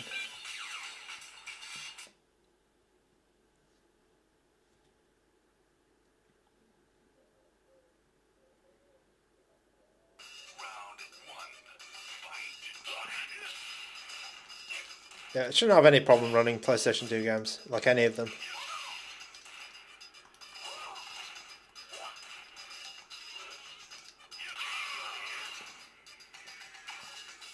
I think the D-pad's good in this for this game.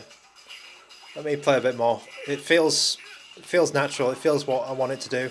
It's doing what I want it to do. Yeah, it's definitely doing what I want it to do.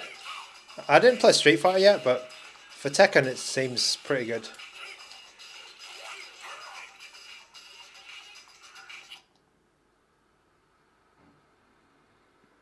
Let me try some special moves. Oh, oh god, okay, that wasn't good.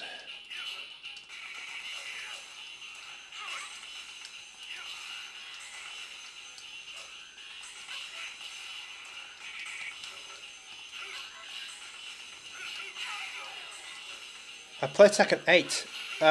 No, I've not played. I've played like maybe 15 minutes of it.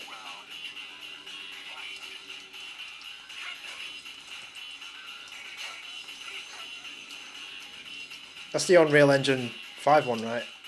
I haven't played it.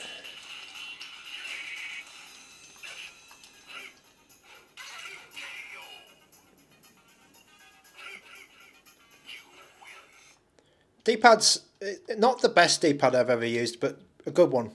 A good one. Above average. It's getting higher in my it's getting higher in my rankings the more I use it. I'll say that. I don't have the screen at 100% brightness here. I have it like at 80 or something. Let me try and turn it up. Is that going to work? Okay, I can turn the brightness up in game by pressing select and volume up. That's good. So it's all Rocknix shock. It's basically Rocknix. There's a June version of Rocknix on here.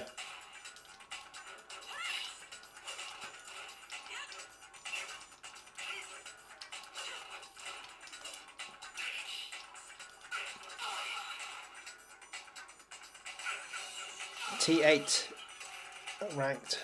Oh, I imagine you just get juggled. Your balls will get juggled. Tekken's all about juggling, right? Actually, I'm excited about Virtua Fighter, the new one. I forgot what it's called. Crossroads, is it? Virtua Fighter Crossroads.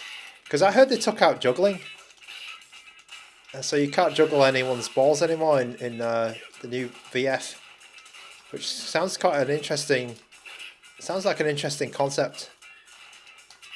Because I don't like it how you sort of lose control of your character when you're getting juggled. Productivity, hello, welcome to the stream.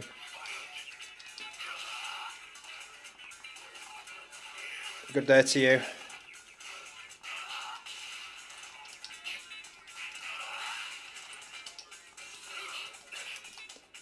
So the buttons definitely have a little bit of sound when you're getting right into it. Yeah, this string is a bit different. It's definitely a niche. It's a niche within our niche because the guy, it's just one guy, right? GKD is just one guy, and I'm not sure if he sells the designs or he gets help from like on the manufacturing side. But I believe that most of his stuff is, you know, just coming out of him. Some lone handheld designer in the middle of China. Certainly makes some good products. Like I like the unicorn and I like the bubble. Yeah, it's chunky. It's chunky. It's sweaty as well. It's basically a glass sandwich. It's all metal. It's 288 grams, so it's quite heavy for what it is. but it's pretty cool actually. I think I like it more than the AYANEO Micro, because the D-pad is better than the AYANEO Micro, and the screen is way better.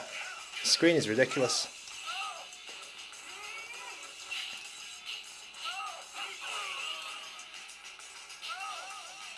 You like the Pixel 2? The Pixel 2 is a bit small for me.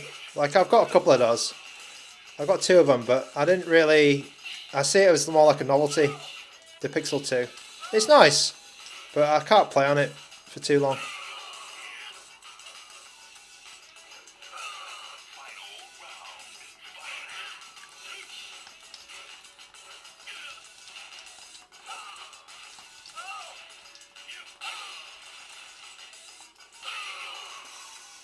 Okay, I'll leave it here for Tekken 3. If I play any longer, I'm probably going to finish the game.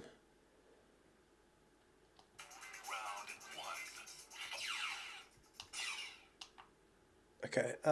Gamma, did yours come with the screen protector on both sides? Because I've got like, I had like a bit of plastic on the back, which I've taken off, and then there's nothing here, right? I don't think there's anything here. Look at all those fingerprints. Then I definitely do have something on the front, because the guys left some like bubbles when I got mine. So there's like there's like 5 bubbles on the top, and I'm wondering whether to take this off or not, because I don't like looking at those bubbles. And also I feel like when I'm looking at a plain white screen, there might be some texture on it. So I'm thinking that's the screen protector as well. So I'm not sure if yeah, I should take this off or not. Super Fun Time is also a new owner, I believe. Super Fun Time is also. You're taking that off? Yeah, if it's got bubbles like this, then I would definitely consider taking it off. But I don't like it. Feels like that has some texture on it. Like when I'm just looking, and I don't know if that's meant to be a solid color here, like this background. So it's putting me off a little bit. I may take it off, like because of these bubbles and that. It looks like paper, you know, like like some Kindles or whatever. They have like a paper simulation. I feel like the paper simulation is happening there.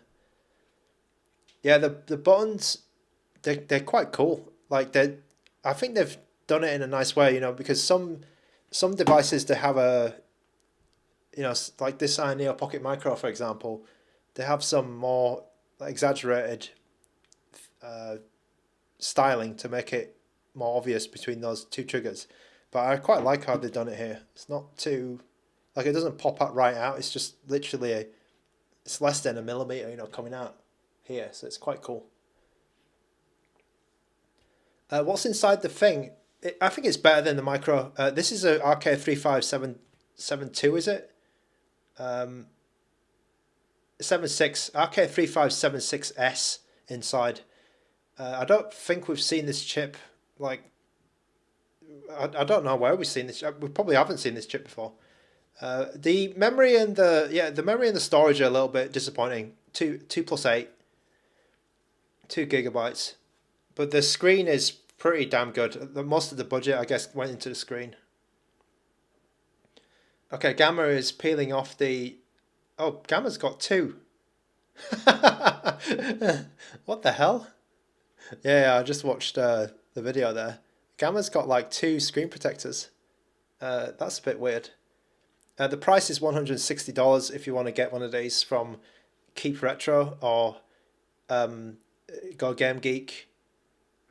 G99 should be stronger than this. I thought this is stronger than a G99, or maybe comparable. I'm not sure actually. I'm not sure. I mean, it plays N64 quite well, and I'll give it a more like thorough testing with Dreamcast and PlayStation 2 later. But because this stream, I just thought, you know, I would get it and see what it can do on the classic games. Yeah, I think it, but then people don't want to buy RK3566 anymore. Like they see if people see RK3566, they just get put off. So it's a bit, yeah, it's kind of become like a bit stigmatized, that one. 205. Oh no, it's $160. Someone, it's not $205. It's $160 US dollars. Oh, Vita Pro is RK356076. Oh, I've completely forgot. Yeah. Vita Pro. I think I was I on holiday or something? Yeah, I shouldn't forget that one. Okay, so it's got the Vita Pro chip.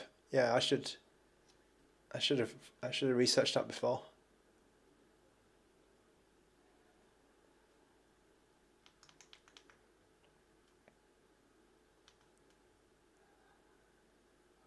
Wow, it's got the Vita Pro chip. Bloody hell. That's actually pretty good.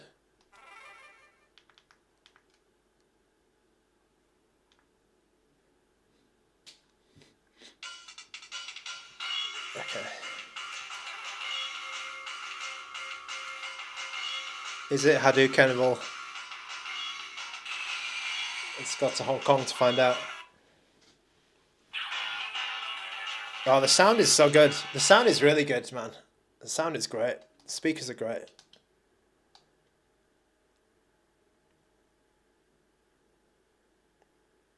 Sound is a big sound and screen. Big pluses on this device. Big plus.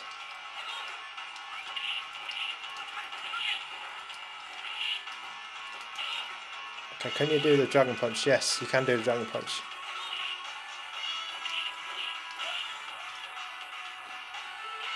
This or the AYANEO Air Mini? I would prefer to have this.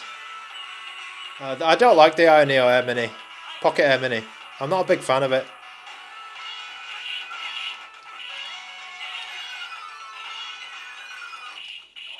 The boot up, right?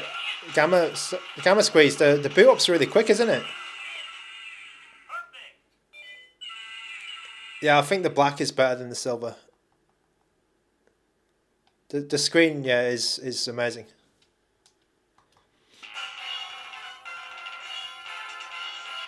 I was surprised by how fast Rocknix booted, and it was really nice.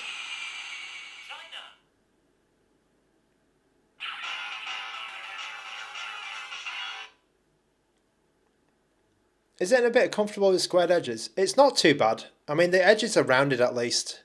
I kind of, like down here, I feel a little bit of discomfort holding it with my my other fingers.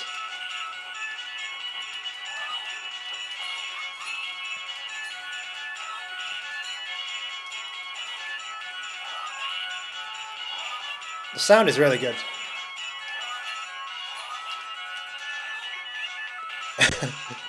It's a good weapon. Yeah, it's thicker than the micro as well. You can really get some leverage on it.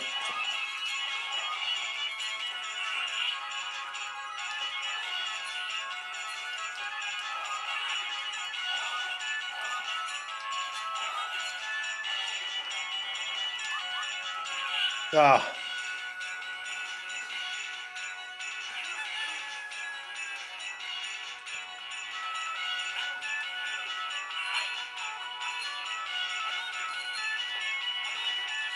Android 38, you might be confusing it with the other rock chip. Like it's a mid-range rock chip, this one.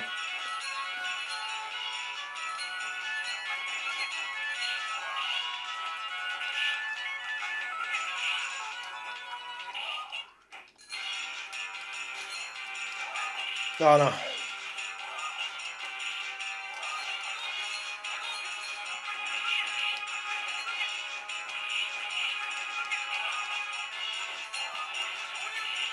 Oh, I did the bloody super.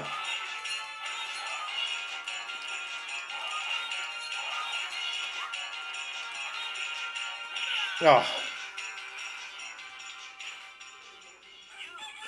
Yeah, massive. I did size comparison with the micro, the AYANEO micro, ANBERNIC RG35XX 28XX, and then the MagicX 135 and the MagicX 028. So I've done all of the size comparisons earlier.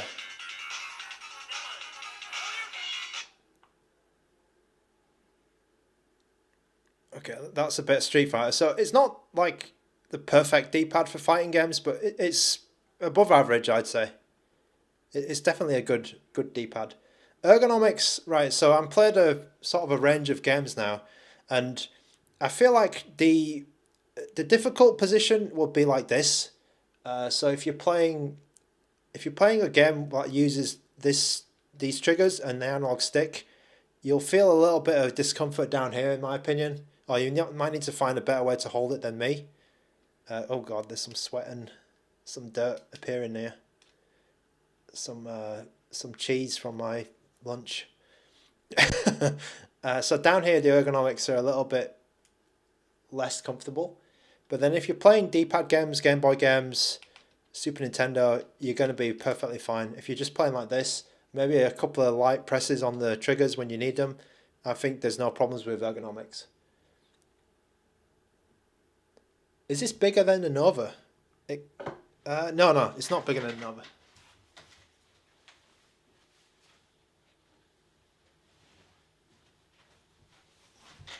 That's a good question. The Nova is bigger. The Nova is still bigger. There you go. The Nova feels like a the Nova feels like a bloody toy compared to this. Yeah, this feels like a tank, but the Nova feels like a. After playing on this for an hour, it feels like I could just take the Nova and just snap it in half. Does my Nova have a squeaky D-pad? No, it doesn't. It doesn't. It's not like that guy. I forgot his name. The Mr. PT. My Nova is actually squeak free. I'll do this to the microphone.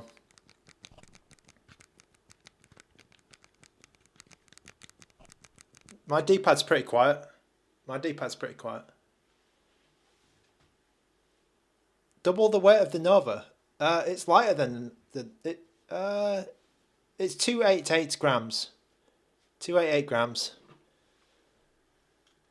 This device. So I don't know what the Nova was 230, right, or something. I can't remember how much the Nova was, but it was. This feels heavier than the Nova. I'll say that. Any PlayStation game? Does anyone want a PlayStation game? Oh.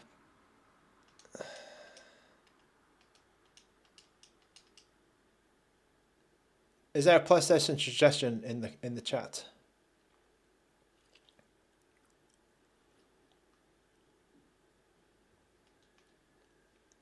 Have I played Tomba? I haven't played Tomba actually. I know there's a remake of it, but I never played the Tomba. I know what it is, right? So is it a 3D character game? While that's loading up, I'm just going to take a drink. I need to stay hydrated these days.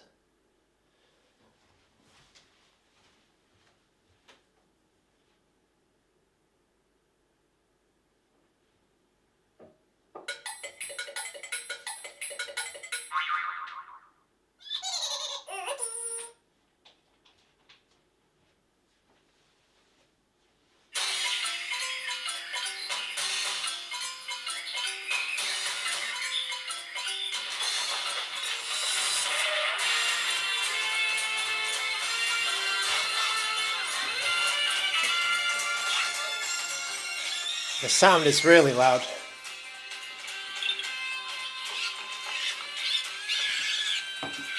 The sound is ridiculous, actually.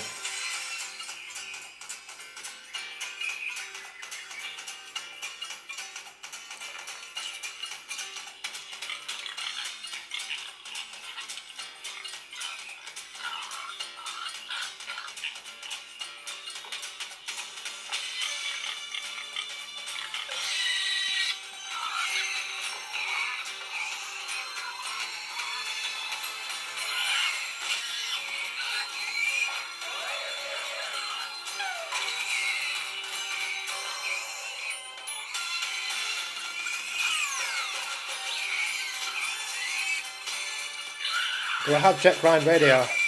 I don't have any Dreamcast ready to go. I'll do Dreamcast another time, I think. So you should be able to play some PS2 games on this at one times. How do the triggers feel for games? Oh, let me, actually, I didn't do this test right. So the triggers are actually quite good, in my opinion, because they're very, very quiet.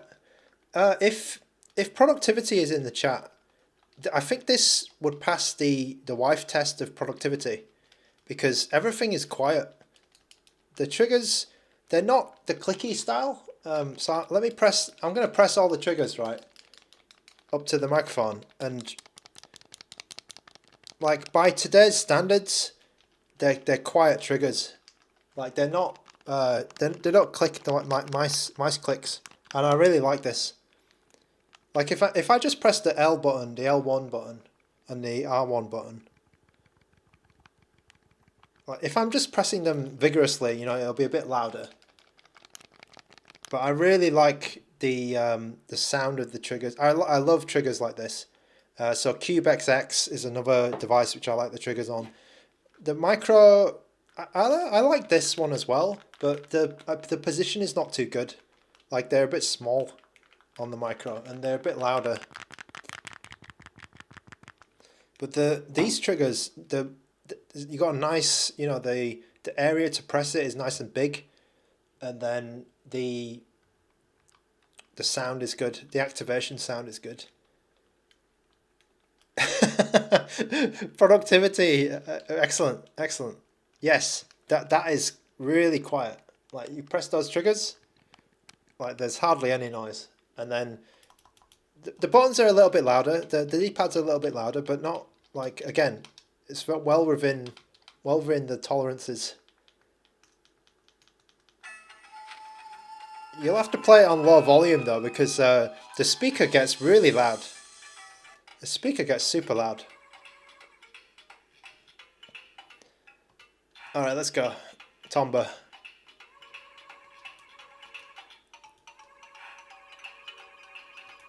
So let's just show you that close up. Like the screen is ridiculous. The screen is very ridiculous.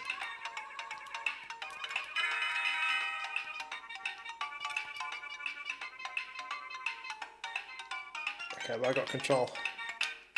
Ah, you have to use. Oh, what happened? Oh no, I got. Okay. How the hell do you play this game? Do I need to get the pig?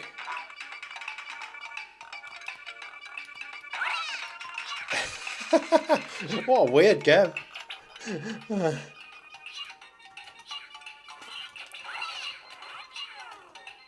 Okay, I don't know what I'm doing. Right, it isn't much more than the Vita Pro. I guess it is, but the RAM and the storage is a bit messed up. 2+8 is kind of low, and that's just the economic situation, isn't it?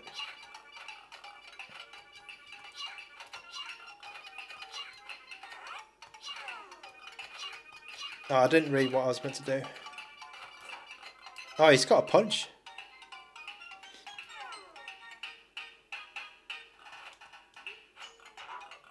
You like the font on the buttons? The font for me it's interesting, but you do have the Star Wars font on the Start and Select, and I don't like that. Up and A button. Oh god. Okay, yeah, I got it. Oh, he's got his Tomba. Yeah, his Tomba weapon is quite.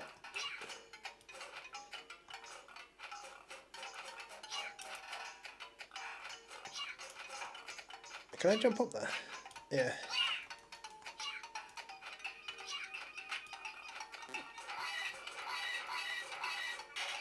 Nice.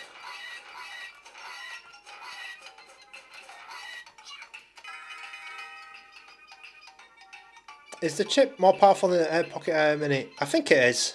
I'm not certain, but I think it is. You can play PlayStation 2 games, some PlayStation 2 games at 1x resolution.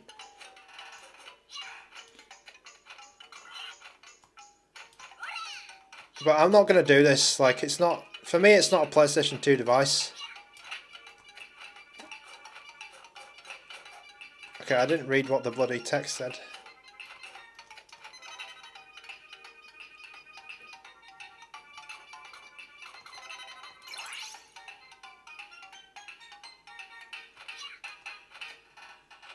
Okay, I'm going to leave it here for Tomba because I don't know what I'm doing. But there you go. There's some Tomba. Let me put some Star Wars game on. The battery seems wrong because it's been stuck on 52 for a while, so I feel like that's wrong. I'm going to check in RetroArch the next time I boot in. Let's play. What's Demolition? Oh, I can't read that. Oh, the Phantom Menace. Let's play that.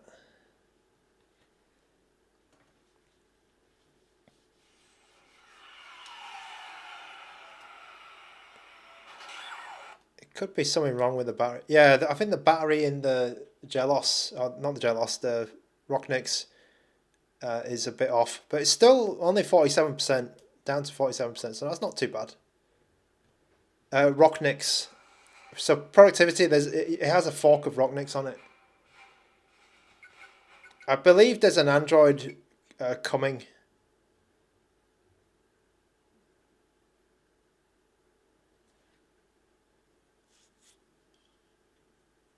Yeah, Unreal 38, I feel like that's what's going on here, isn't it? The money's gone into the screen and the CNC, the metal.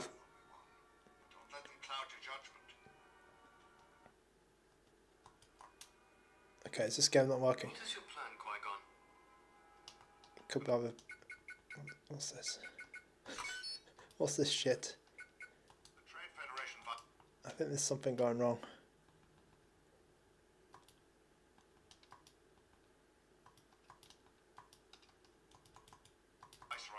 Okay, there you go. It doesn't like the enhanced resolution. Will they agree to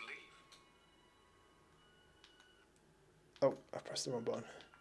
Yeah, I heard that they might be making, because I'm sure I saw a screenshot with Android on it or something. But anyway, it's Rocknix, so I mean it's Rock chip, sorry, so it should be possible. Touch screen, I don't know. Productivity, I don't think it's a touch screen.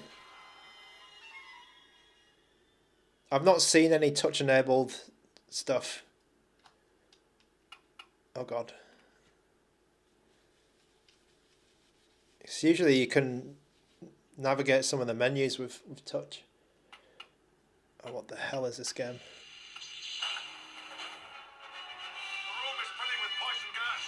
Oh god. We must escape.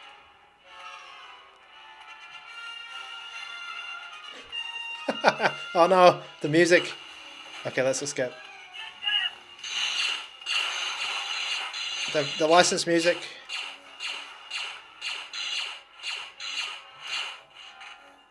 Oh, he's got force push. Okay.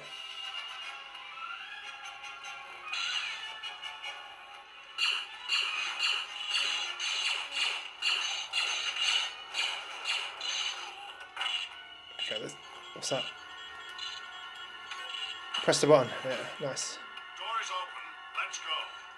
The choice is yours, my Padawan.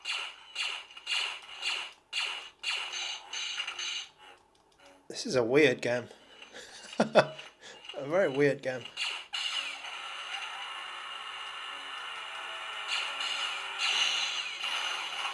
Should be a control panel nearby that will open this door.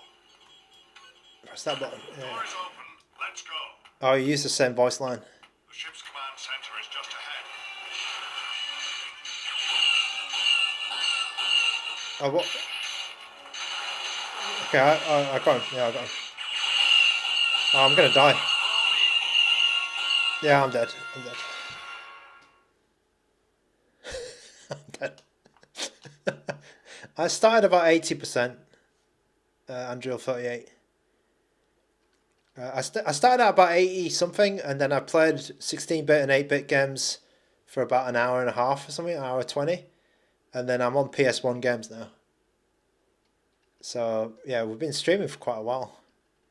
I've been taking a lot of breaks because I want to keep my my voice working.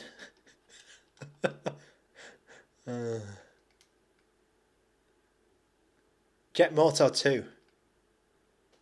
Okay, let's go. Where's Jet Moto 2?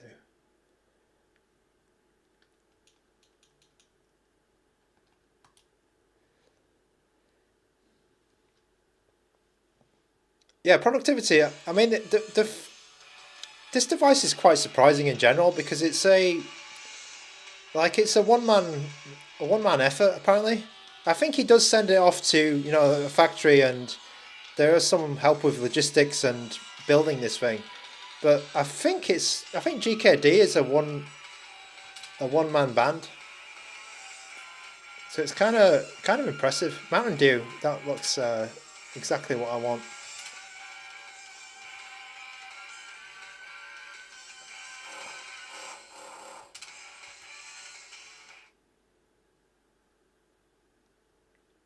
It's £150. Is it? It's $160, and I don't. That's about £120, isn't it? Yeah, it's kind of, it is thick. But then the Pocket Micro was similar as well. It is thicker than usual, definitely.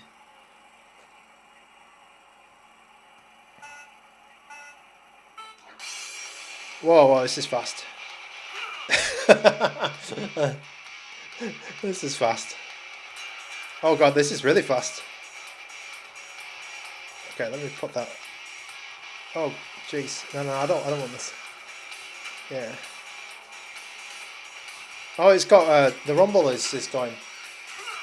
It's rumble enabled. The rumble is kind of annoying. The vibration motor. Oh god, this is very fast. I'm hitting the sides like a pinball. It's like pinball. I'm going from side to side.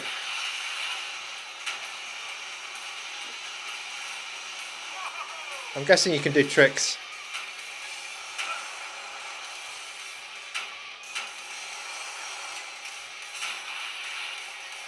Why is it so... Was it meant to be this fast? Because it feels like there's something wrong with the game. Bloody hell. How the hell are you meant to play this? Oh. Yeah, it feels like there's something wrong.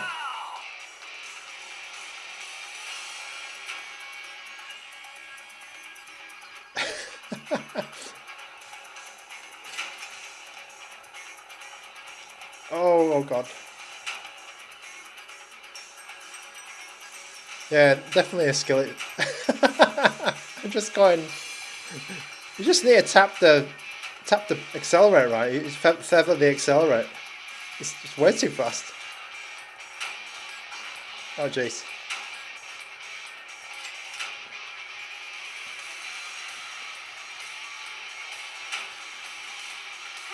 Oh.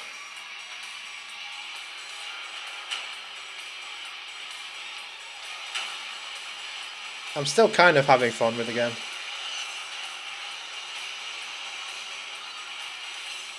Yeah, it's not like, it's weird because I'm not doing very well, but I do find the game entertaining.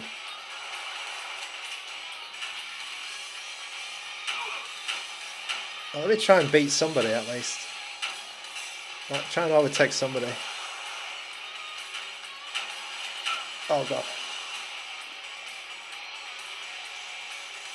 I think I like Revolt more than this game, but it's a different game. But I like Wave Race more than this.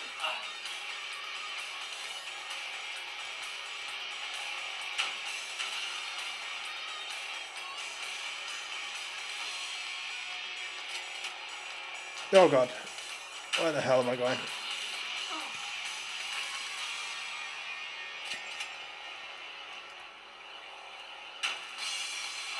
Oh.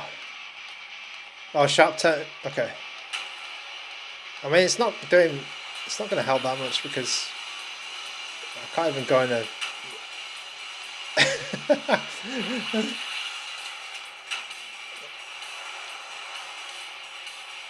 Oh, it's helping a bit. It's helping a bit. I managed to not hit the side for more than 2 seconds.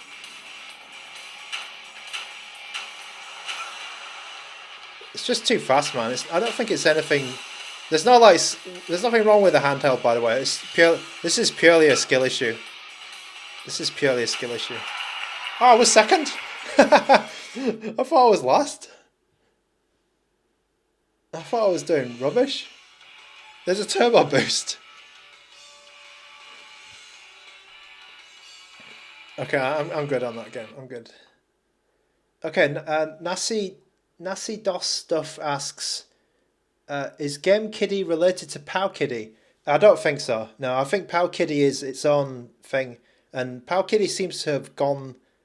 I don't know where they've disappeared to, but it seems to be they're making stuff for, or the same factory anyway, is working for Game MT, or has some link to Game MT, and then there's a shop called Roy Bella or something, and Roy Bella seems to be releasing some old Pow Kiddy products, like re-releasing them.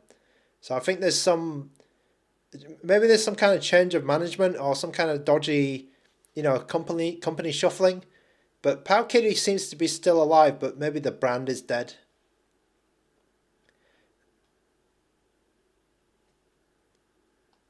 Okay, let me try something else.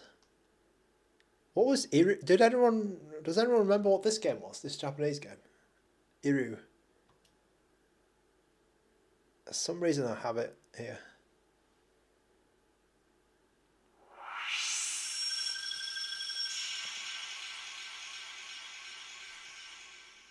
Yeah, Game MT. I quite like their EX8, but I mean, it needs some fixes and some and maybe Gamma could help get Gamma OS on it. But I quite like the base, like the platform, the Game MT platform, EX8. The E5 Ultra, I had an E5 Plus, but it went wrong. The screen's broken. So unfortunately, my E5 is out of action. I need a new screen.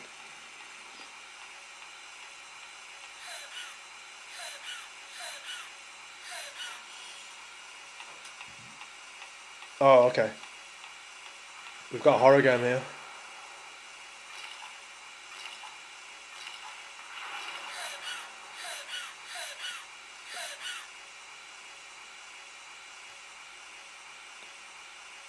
EX8 will get Gamma OS soon. That's awesome.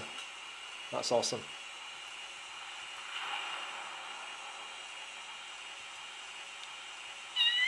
Oh god.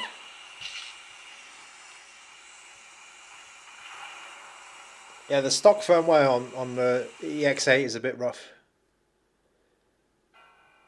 But I do think that the screen on the EX8 is good. Apart from the colour.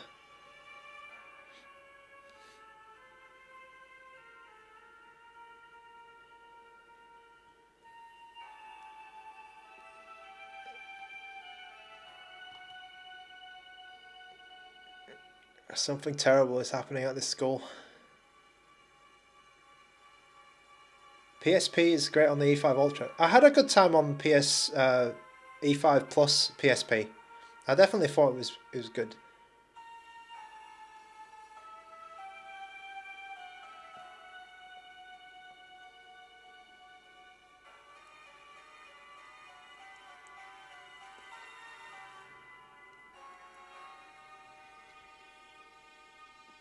So things you might not have noticed about this handheld is there is a little like Wi-Fi indicator here.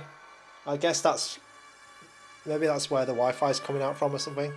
I don't know why they did that, but there is a little like thing on the corner there, and then the power light is here, and the charging light and the power light are merged into one. You can see like there's so many fingerprints on this. It is a glass front after all. It's a glass front. Not only is it a glass front, right? It's a glass back, which is disgusting. That's I'm not too like. It's not the end of the world for me, but it does look disgusting. The glass back.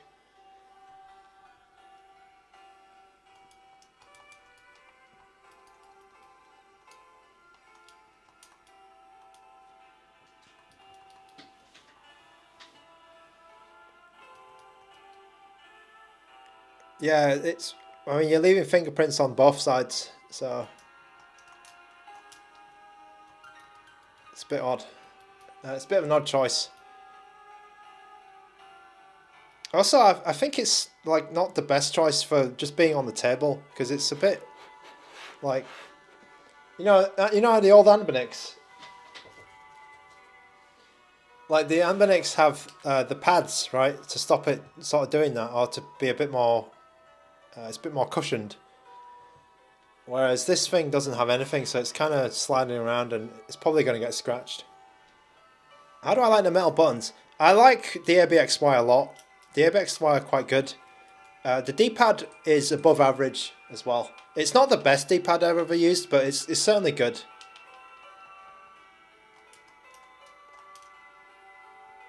You imagine retro handhelds in your school.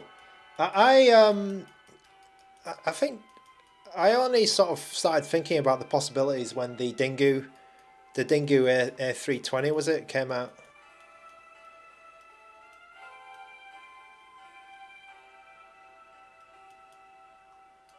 Okay, this game is an RPG, so it's not really. Where's the gameplay? Where's the gameplay? I'm going to fast forward. Is it first? Oh God, what's happening there? Oh God, it's a first-person game. Okay. Wow. Okay, I didn't know what this game was. This could be scary. There's an accelerate button, which is interesting. It's like Doom controls, you know, where you have a run button. It makes you go faster.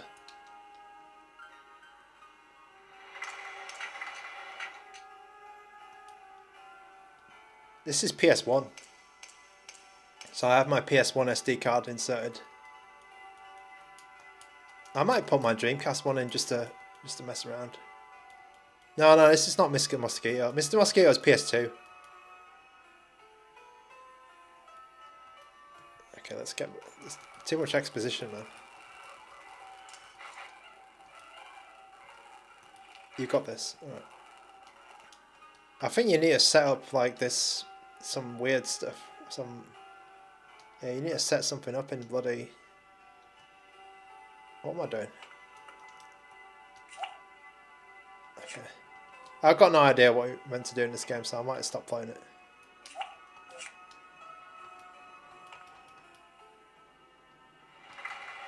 Oh, the door slide. This is kind of scary though. I get why... Yeah, this is a bit...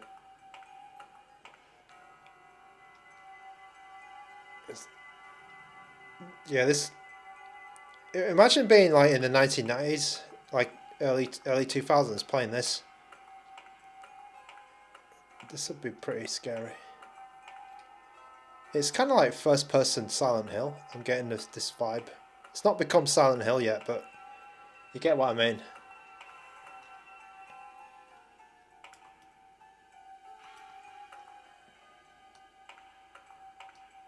This is Iru. IRU. They're here. I think the translation is they're coming or they're here or something like that. The fire shutter is closed. The aliens are coming or the monsters are coming. Okay, I'm going to leave it here for this game because I'm not feeling it and there's nothing funny happened.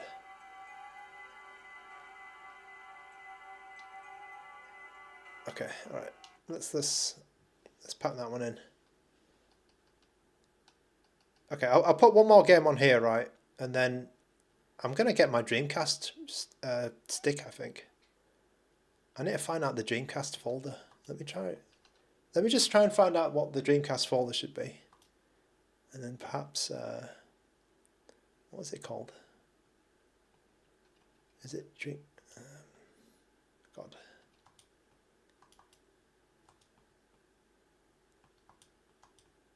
What is the Dreamcast folder called? Is it DC? Dreamcast. Okay, they call it Dreamcast. That's good. All right. Oh God. Okay, let's get set up with Dreamcast, and I'll be just a moment. I've got to get my SD card. Dreamcast Nova Stream. I mean, you can do everything, right?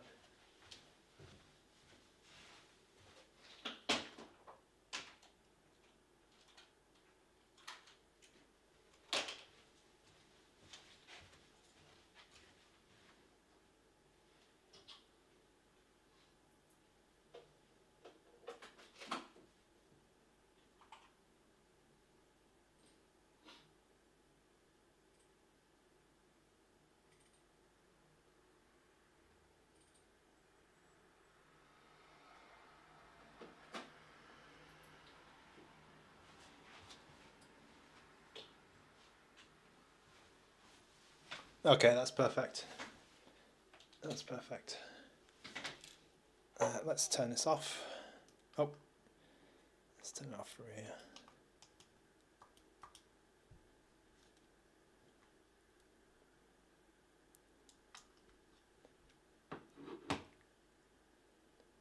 here. Super fun time. I've actually got multiple. I've got multiple top more.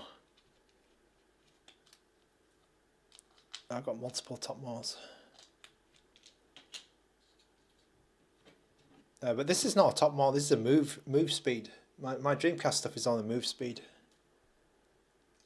The top more? No, I've got multiple ones. I've got like 3 or 4 of those. That one is. You see, that one is a lot cleaner. Little King Kong. Yeah, we need a little King Kong emoji. Thank you very much for the $2 super chat. We do need a King Kong emoji. If you see this one, right, it's got a little bit of, like, it's losing a little bit of the sticker, but it's not as bad as the PS2 one. The PS2 one is super used. Nah, I didn't bring it back from the dead. Okay, where's Dreamcast? There it is. Okay, I think it was you, wasn't it, Stonemaru, asking for the Dreamcast? Do I have SD cards for each console? Yes, I do. I got Dreamcast one here, and then that's how I organise my stuff. Saddam Hussein's bunker. Yeah, it was Osama bin Laden's personal SD card that he played as that he played Tekken on. Or Bin Laden played a lot of. What did Bin Laden play? Bin Laden played Counter-Strike, right? I think. I don't know. I think Bin Laden played Counter-Strike. I forget.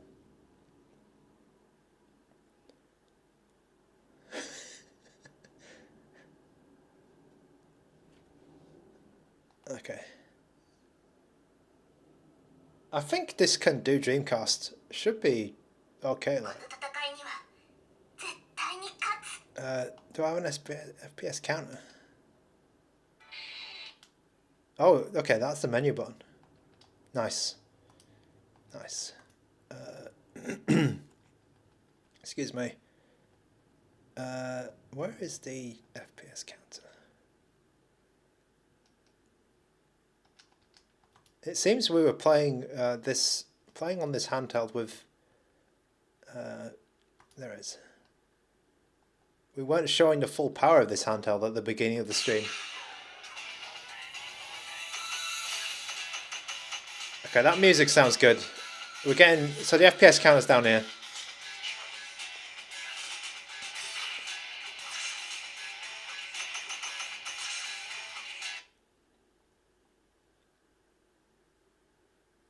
Yeah, it's just Mr. Oh, it's okay. It's good. It's nice and smooth.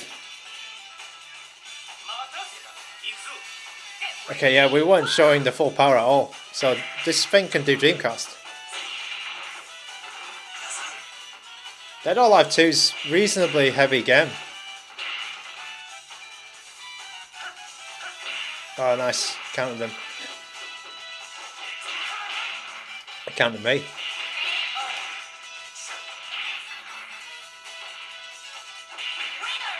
So yeah, I shouldn't have started playing like N64 at the beginning.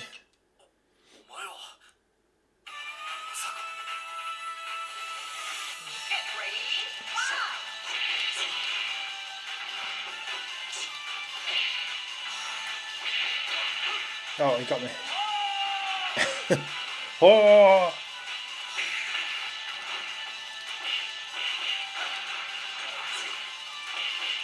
Slap him in the face. Oh.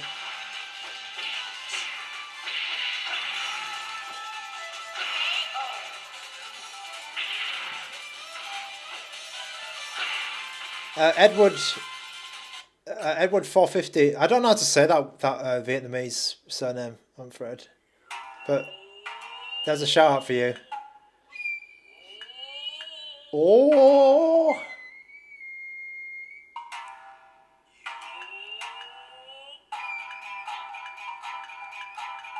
Crazy Taxi. This is standalone productivity.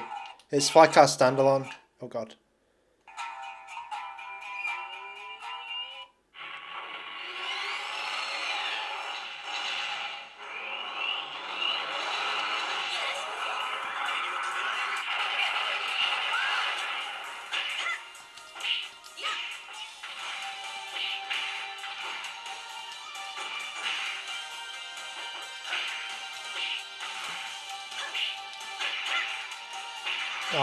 I'm obviously better at Tekken than Dead or Alive.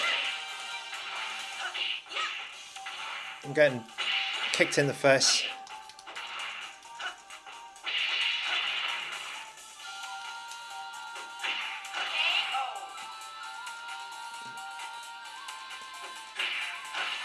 Okay, let's go. Let's try a different game. That's a bit weird. I need to press that. But... okay, that's good. I think the buttons are swapped. They might not be the right way around. But that's okay.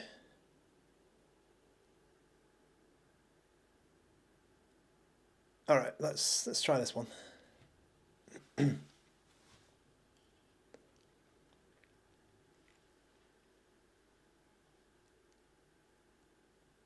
Where's my A button? Oh, yeah, it is swapped around.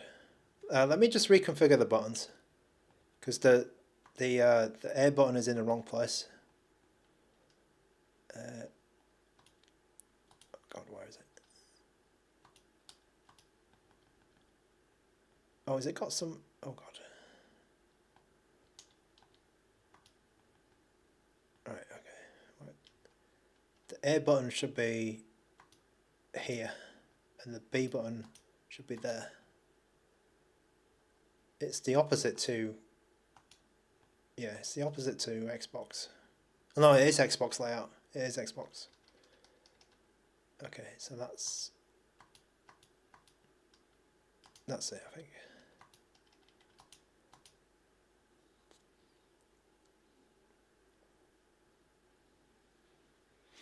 Worldwide stream. Yeah, there's a lot of Korean people.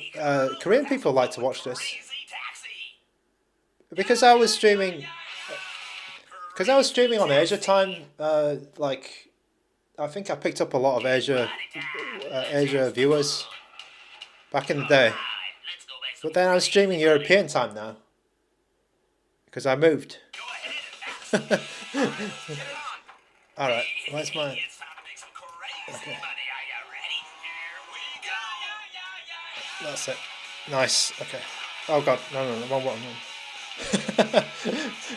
Oh no, it's the music, well, you know what, we'll leave it on, it doesn't matter. It doesn't matter about the, it doesn't matter about the earnings, the video earnings, I don't care. Let's have a good time instead. Because this song, without the music, Crazy Taxi is kind of like, Oh god. Crazy Taxi is nothing without the music.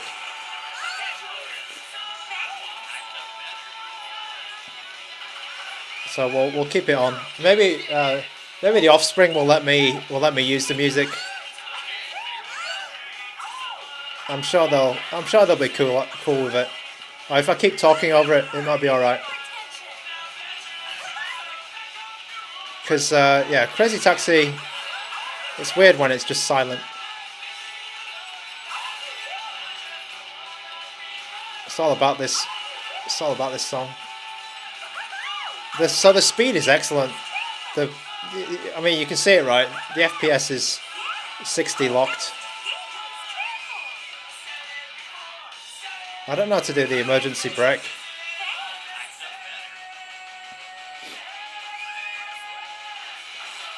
Yeah, you can't separate, exactly, you can't separate Crazy Taxi without the soundtrack. It's like Tony Hawk. Tony Hawk is kind of hard to play without music. So, yeah, Offspring are going to get their dues.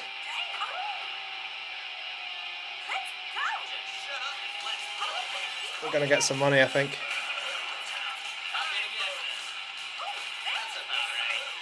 It's like Pizza Hut, right? They took Pizza Hut out, didn't they? Like there's a non-corporate version of Crazy Taxi, I think, with all of the KFC and all of the places removed.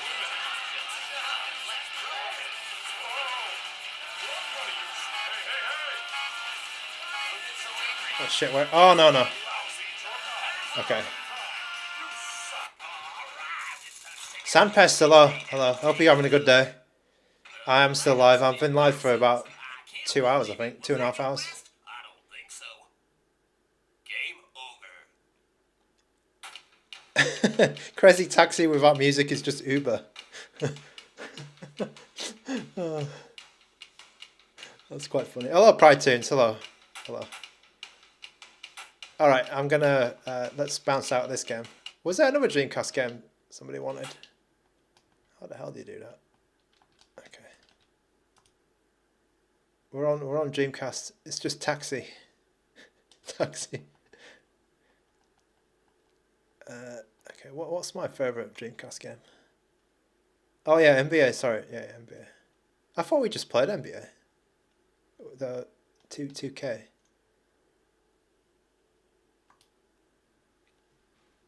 Oh god, yeah, GKD and Nova just arrived. What do you do? Fingerprint Simulator. Oh, yeah. You probably... I don't know what you play on the... if you get both GKD and Nova on the same day. Pride Tunes asks, how is the D-pad and face buttons? So I like the face buttons quite a lot.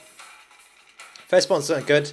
The D-pad a little bit less so, but it's still above average. It's still a good D-pad. I think my problem with this D-pad is that it's a little bit sort of... It's a little bit... I don't know. It's not quite as smooth as I would want. Like, I had some issues doing the Dragon Punch. Fireball was not so much of a problem, but the Dragon Punch was. So it's not like a perfect D-pad, but it's a good D-pad. Oh yeah, Sandpest. We never got we never had a full black handheld, haven't we? Or we haven't had one for a while, where it's just, you know, full black. I think this one is better than the silver. I don't like the silver one because it's too many. There's too much going on for me. I like this this one, and also you can see it's getting hot. You can see that my hands are getting sweaty, right? Because I'm playing Dreamcast and it's putting out a bit of heat now. This handheld gets hot, which is one of the cons. My hand's at 33 today, but you can see that this is the hot spot here. 55 almost, 54. Yeah, it gets hot around this region. The left side not so much. The left side's a bit better, but the screen's about mid 40s as well. But the left side gets hot on this. The back is okay. The back is not too bad. like 30s, high 30s for the back. Vita Pro, yeah, it could be like the same as the Vita Pro, but it's just that this area is, you know, smaller. It is a very smudgy handheld, yes. The back is glass. The back is glass there.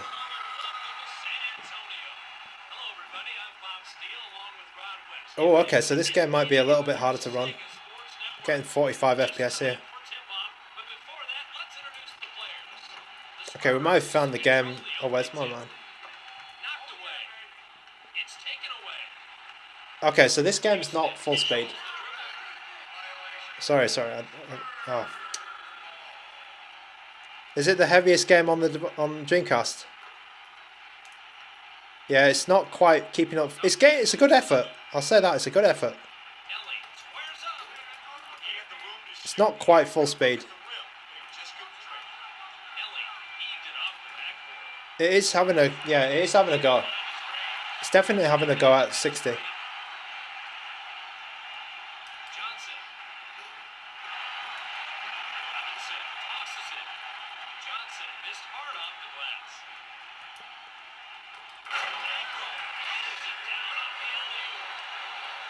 It's doing okay. It's not completely unplayable. I think with Frameskip 1 it'll be okay, but yeah, it's not full speed.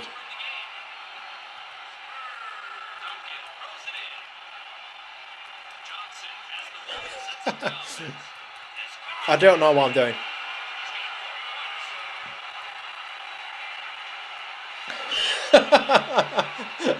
This game seems not as like, it's not as friendly to newbies, this game, I feel.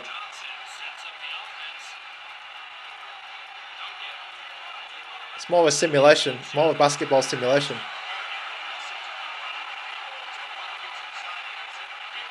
How do I pass to the bloody... Okay, there you go.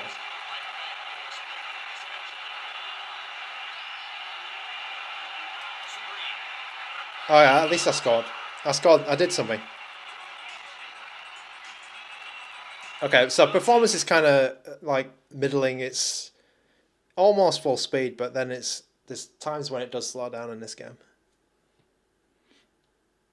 Okay, let me. Oh, I was on arcade. I was non-arcade rules or something. Okay. Yeah, there was a geezer. There was one geezer there who was kind of out of place, which is funny. All right, so the handheld it's heating up, so I probably wouldn't want to play like a lot of Dreamcast on this, because I'll play it in winter or something, because it's getting a bit of hot potato. It's becoming a hot potato now.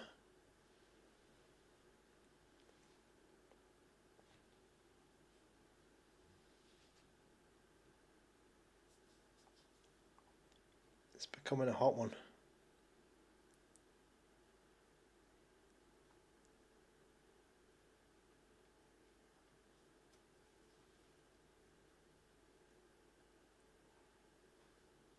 Okay.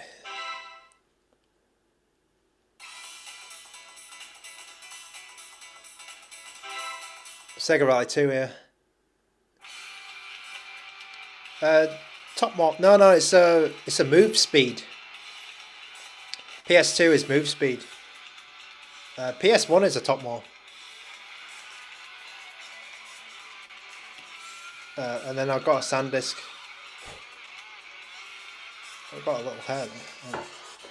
Oh no. I've got a SanDisk Endurance.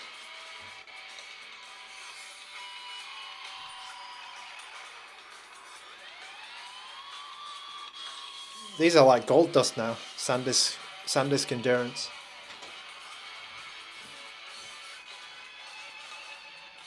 And Nasi DOS stuff. It's a good question. I feel like the performance governor or the performance settings are not working properly, because the handheld is permanently hot, or it's permanently, running out full pelt. So I feel like they need to check the software and just make sure it's going into like the power save mode, because I feel like everything is just always at 55 degrees or 50 degrees. Maybe Gamma knows better than me, and he probably does. But when you know, when a Linux handheld is constantly pegged at 50 degrees, 55 degrees, I start to think, you know, something's wrong.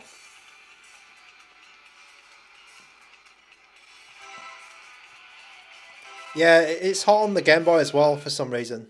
So I don't know what was going on.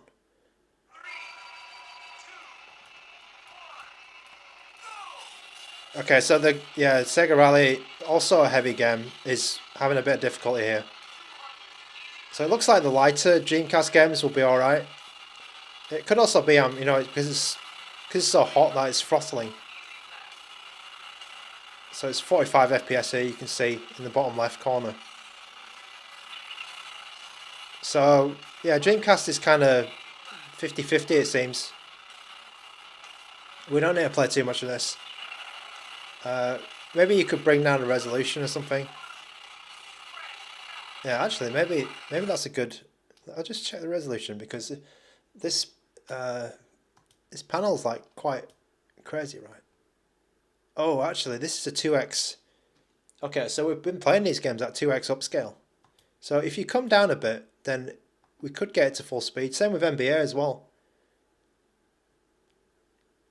So if you come down to 1x resolution, then it might be alright. It'd probably look worse.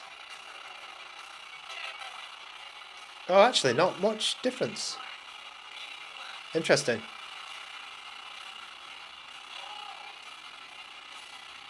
Okay, did I apply that properly? Also, not using Vulkan. Let me try that.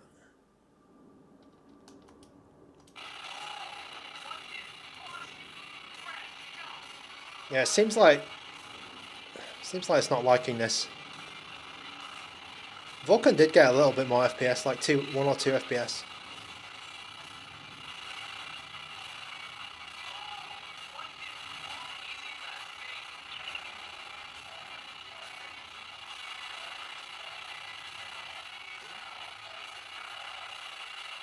Yeah, it's not great, I think. It's not great. But these are some of the more heavier games on Dreamcast. Different emulator. I'm using the standalone, and I quite like Flycast standalone. I could try Flycast Retroid, but I feel like the standalone is going to be faster. It doesn't have Vulkan there, which is odd. Yeah, it's on the highest performance mode. Transparent black Conquer. Oh, I think I'd rather have that one, Sandpest. I think that's the one that I want. Transparent black. They keep bloody. Is Alpha? Am I competing with Alpha Stream here? Looks like I am, right? I'll be able to get. Can we get more viewers then, Alpha? That'll be the ultimate humiliation. Right. Oh, I'm getting more viewers than Alpha. That's good. Yeah. Brilliant. I mean, Alpha's not got much to say, right? Just watch the cliff notes. AYANEO productivity, because AYANEO have been streaming like crazy. Oh, okay, no, I'm not getting more viewers then. I think Alpha gets like 50 viewers or something on YouTube. He's probably got hundreds in China now, so I can't compete with that.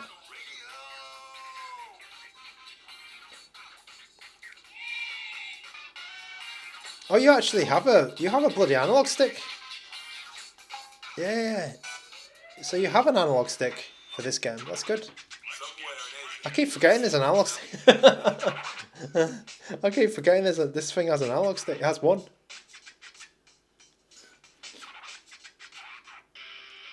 Yeah, productivity. They've streamed probably like, 30 hours or something in the past week.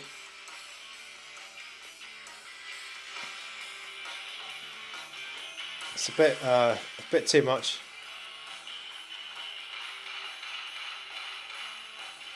Okay, let me just fix that. Are we still on Vulcan? Oh, no, we're not. Ah, for who? Thank you for the $2 super chat. Thanks so much.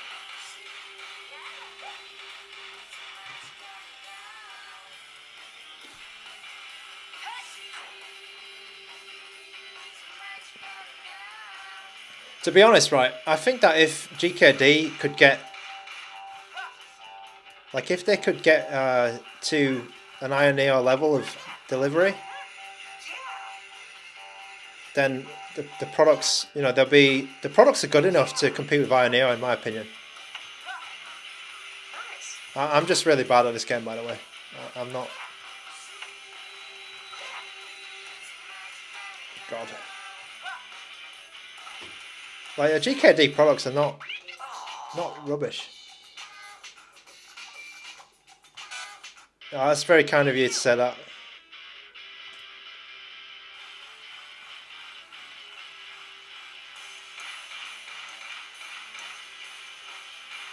Oh, you meant to go that way, okay. Whoops. Oh, you don't? Okay, jump on that. Oh, okay. I did this completely wrong.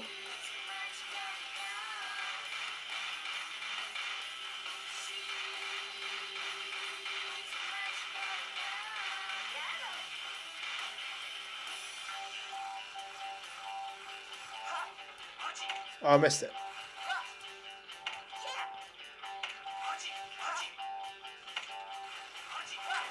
Okay.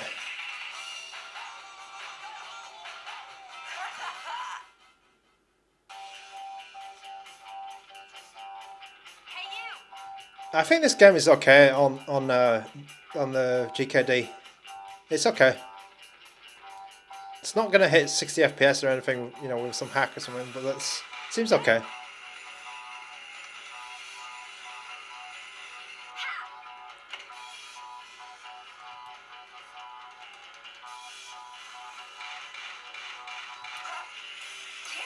It certainly seems like, you know, it's playable.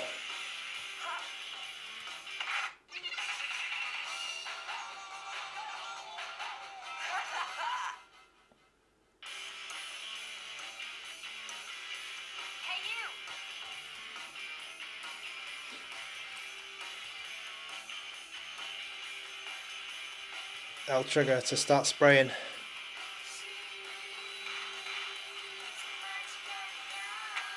There's some glitching. Some random glitching.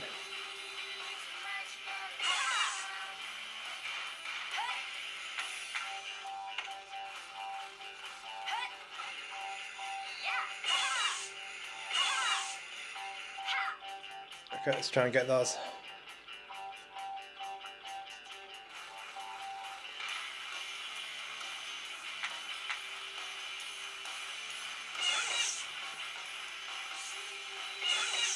Okay, nice.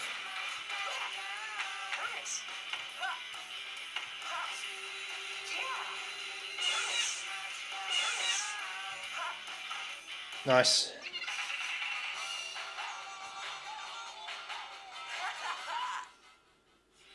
Yeah, it seems okay. I mean, it's only just the beginning, but I'm gonna leave it here for grind. Oh god, this is a bit weird. You press this button and it doesn't stick. I think it's a little menu bug or something. Okay. The Lenovo Retro handheld has been repackaged. Yeah, I believe Dead Fred has been keeping on top of that. I'm not too interested in that handheld, to be honest, because it's a bit. I mean, anything with a. I think the screen was good, right? But the chip was just garbage, wasn't it? So I wasn't keeping track of that too much. Balls was here, but I don't know where he's gone.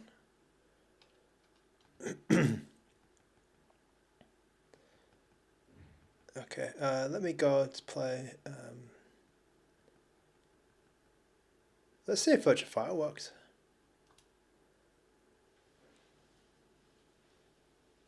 I'd be quite impressed if Virtua Fighter works on this.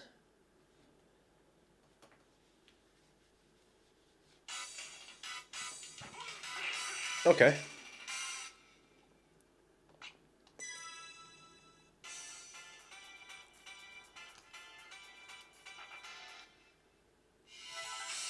Oh, this is... Oh. I think Virtua Fighter worked on the Pocket Mini anyway, so it's... Yeah, that's good. That's quite nice. I like Virtua Fighter. I like this one anyway. I played a lot of this one.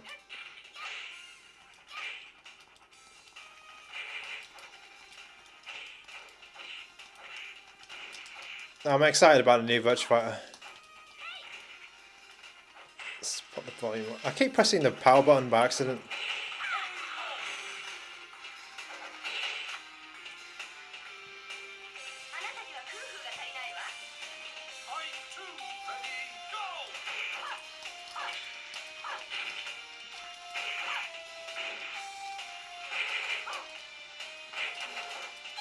Nice.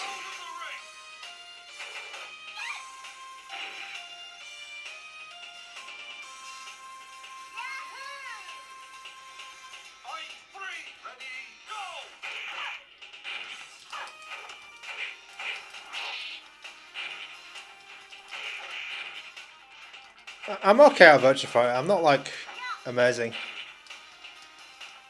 It's probably one of the games that I'm good at though. It would go under that umbrella. Oh god, more Conquer Advance colours. They're going crazy, aren't they? So there's no point of buying it then. There's no point of pre-ordering until... I think it's better to wait until all the colours are revealed, and then you know, because if you start pre-ordering them, then it's bloody... And then a new colour comes out. It's just going to be annoying.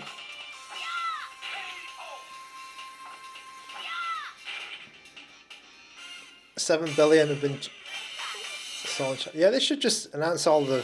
They're basically stretching it out, aren't they? They're just, trying to stay in the spotlight.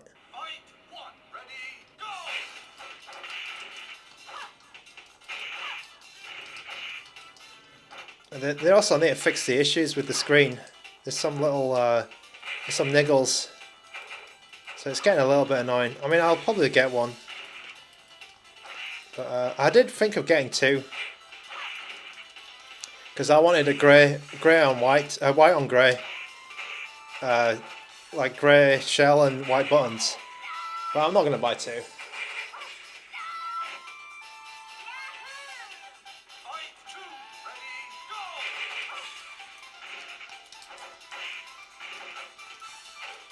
I mean, that looks like, standard build quality, first launch build quality issues.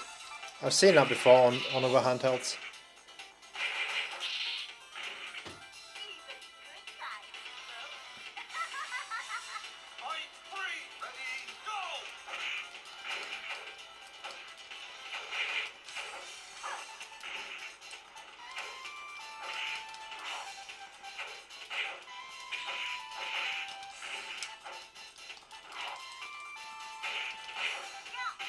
This game's pretty good.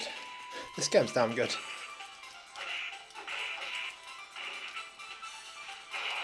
I'm quite happy that this game works on this little handheld. It's quite cool.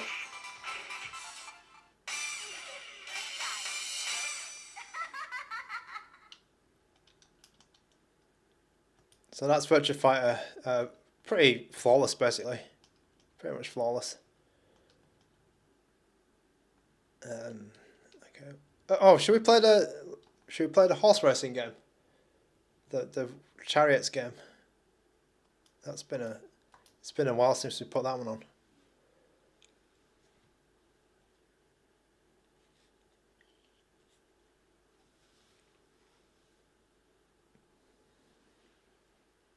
Do I play 2D indie games like Rogue Legacy or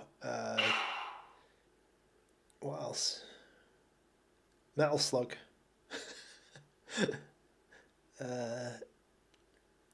I do play some 2D indie games, but I don't remember the last one that I played. I played Inscription. Does that? No, that's the 3D one. And I like that guy's Pony Island. I like Pony Island. Undertale. I tried to get into Undertale, but I couldn't do it. Shining Force. Okay, I'll put Shining Force on in a moment. I think I played this game once before. This game is crazy. It's the... Oh god. Oh, I want to be an elephant. Yeah.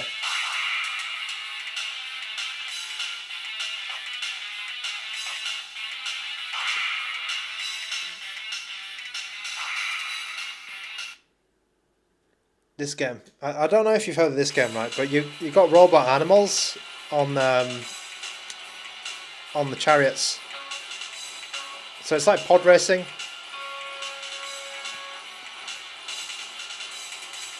Where's my boost? Oh, there it is. Yeah. It's kind of like pod racing, but it's ridiculous.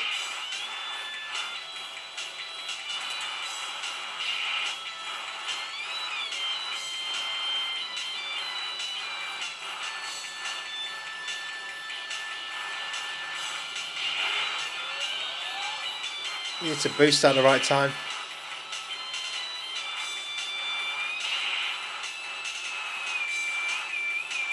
Is it stick only?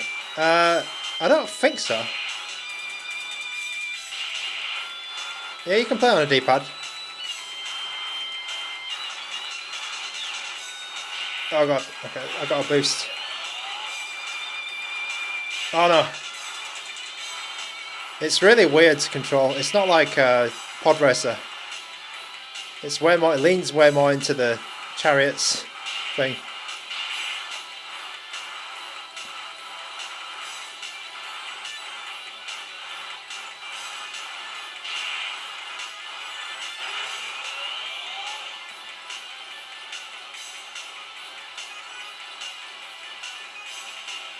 Oh, that was pretty quick.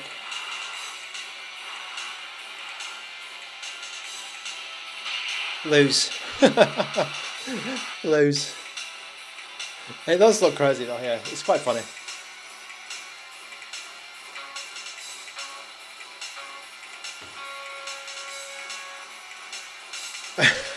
That's me trying to control the bloody chariot.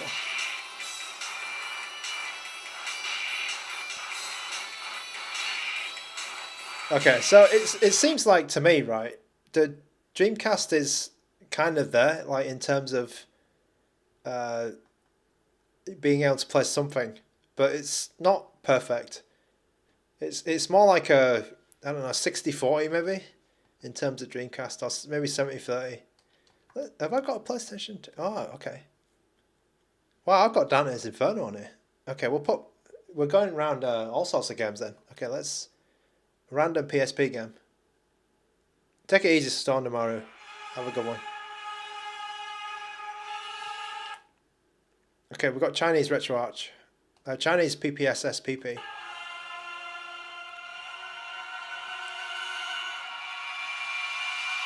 Okay, so just so we got, you know, full coverage, we'll play a Dante's Inferno, see if it works.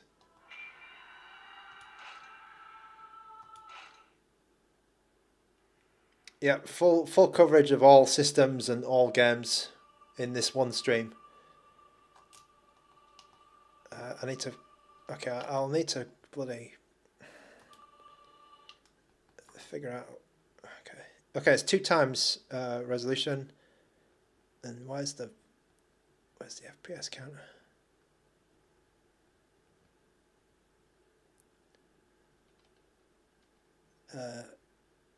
I think it's that one. Oh, I can read Chinese.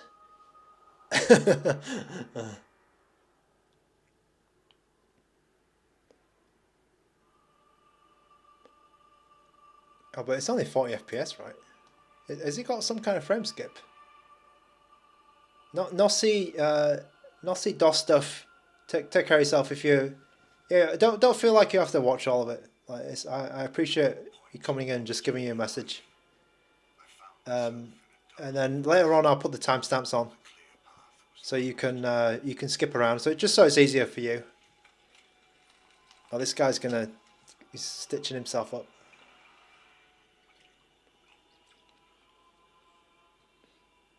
He's having a stitch. Oh dear, he's got a, oh no. Okay.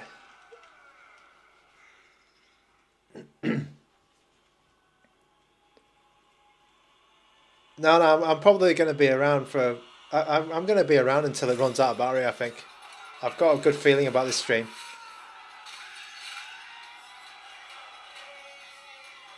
I took a couple of days off just because I was a little bit sick.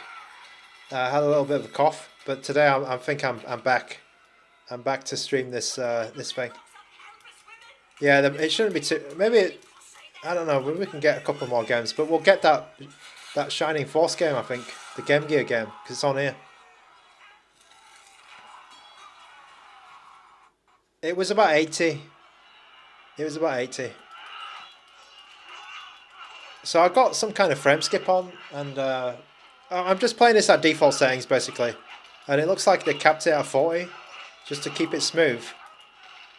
I'll just leave that on just so it's representative of how it is when you get it out of the box. But I mean, it looks like they are. I'm not going to pass the first boss, most likely, because I'm not good at this game.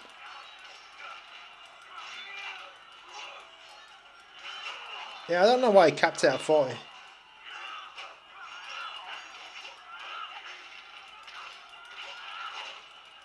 It's quite smooth though, I'll say that. It's quite smooth.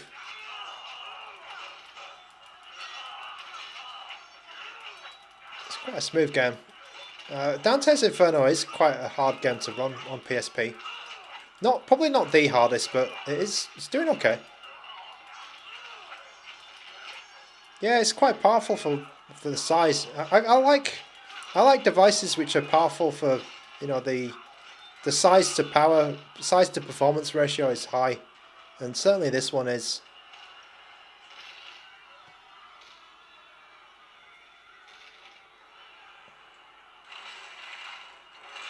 I will say that I think the 135 from MagicX is a little bit more comfortable than this. I will say that actually. Now that I've been playing it for about, for a couple of hours. The MagicX is a little bit more, it feels a little bit more ergonomic, or maybe the material's not as hard or something, but this feels a little bit less comfortable. GTA. There's only like a couple of PSP games on this. I think Jetpack Joyride was on it, so I just put this on as a quick bonus. I think we need to go to Game Gear next.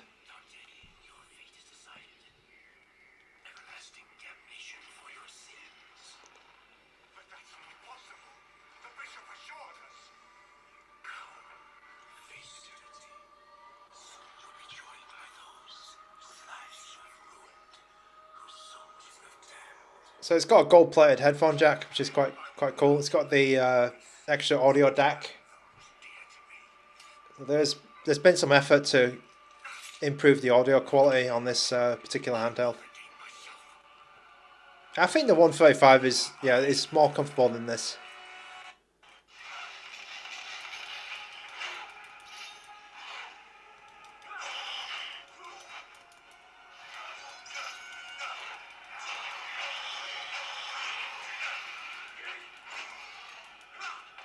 Oh, I don't have a... Wait, how do I evade? Oh, okay.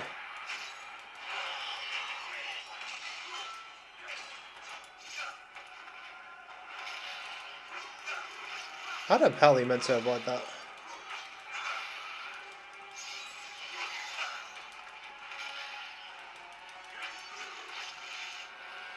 Yeah, I always get killed by this guy. I'm not really good at it.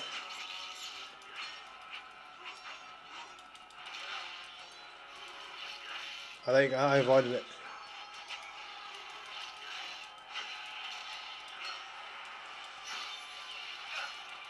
Yeah, probably not the best PSP device. Not the best one. I think you're getting probably a 2.8 inch or something, or 3 inches of screen here. It's not good. It's really small.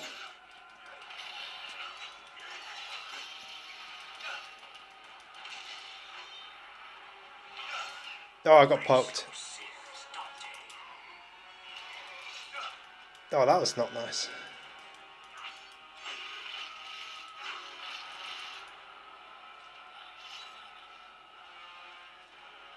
Oh, come on. Yeah, I don't know how to beat this guy. I think I've never beaten this guy.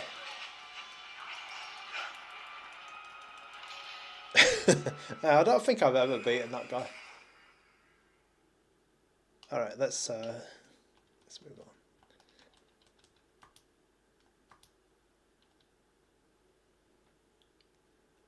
Okay, yeah, I've only got a couple of PSP games here. Just for, I think it's because it's my Dreamcast disc. Oh, okay, let's, I've only got 17%. Right, I have to, Sandpest, I apologise, I have to play this just to get full coverage.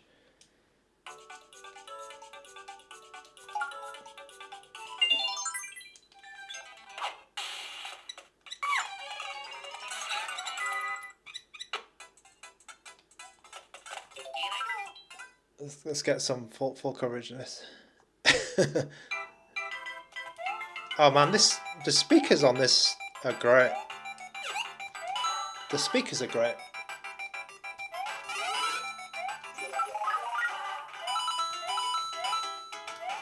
Wow, this sounds amazing. This sounds really good. I think these are the best speakers. These might be the best speakers I've played on a handheld ever. Or the best sound. Like, it gets really loud, it's really clear. There's like, I'm hearing sounds which I've never heard before from a retro handheld.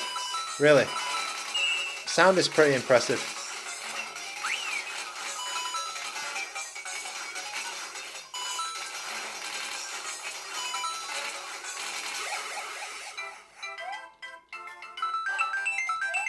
It's really good.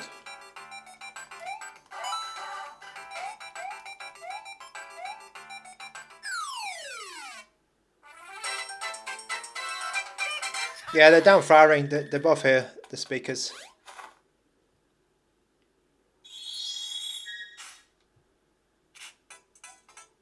Okay, there's your little DS test. That looks ridiculous, that, but that's too small. If you want to play DS like right up to the screen, I guess you could, but there's certainly enough resolution, but it's looking a bit too small.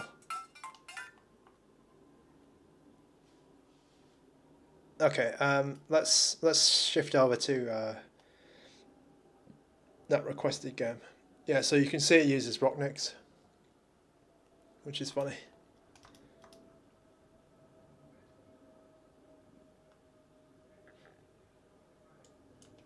Yeah, the screen's ridiculous, Sandpest. It's 1600 by 1440p, over 3 inches. Whoa. 1600 by 1440p is like something out of this world. Yeah, the screen is amazing. I think you can still get it for 160, but you're going to be waiting a while. You're going to be waiting, yeah, a long time. A couple of months.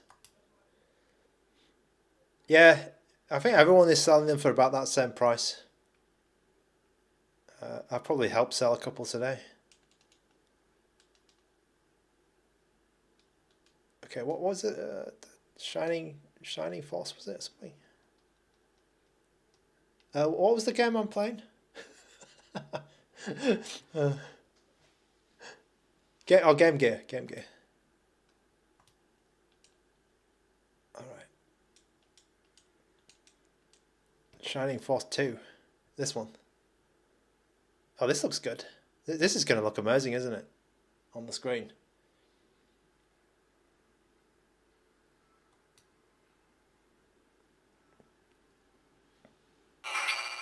Oh, I feel like that's not... Is that not integer scale or something?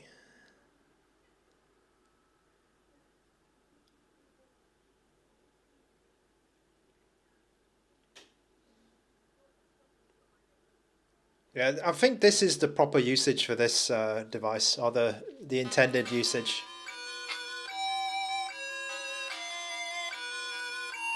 Because playing those powerful, modern games, I think there's better ways to do that.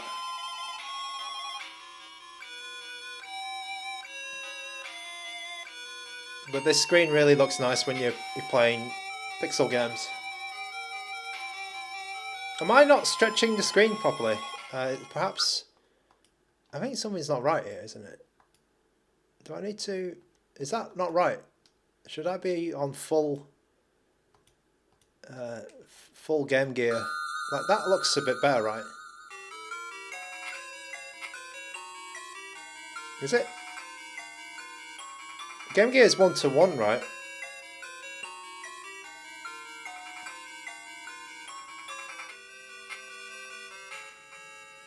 I thought Game Gear was... I don't know, yeah. I don't know.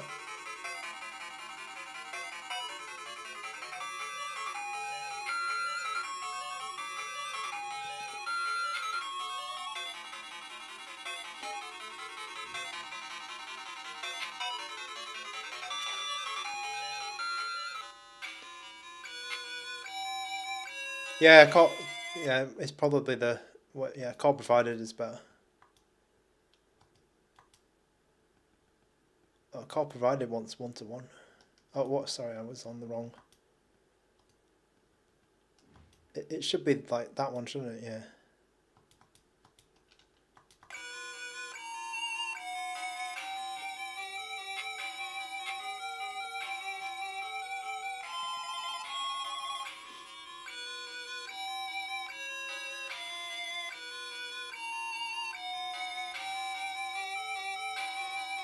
The game is battle after battle.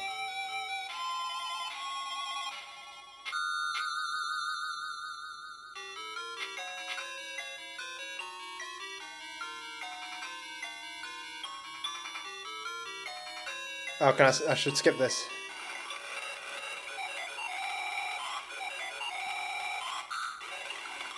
Oh, there's a lot of it, isn't there?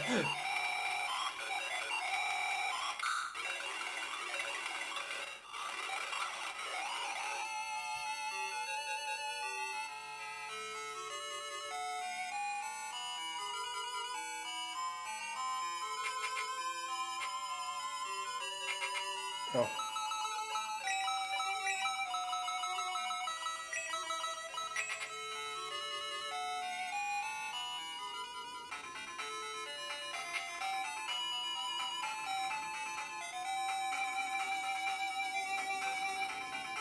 The dot shader. You get a lot of Chinese shaders with this one, which is quite funny. They have a GKD Chinese dot shader. Let's try that one. Yeah. It does look good.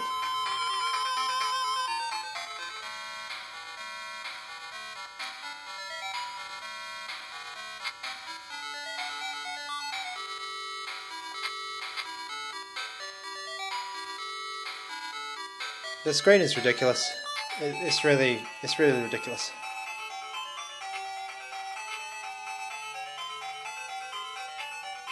And the sound in the screen is really good on this.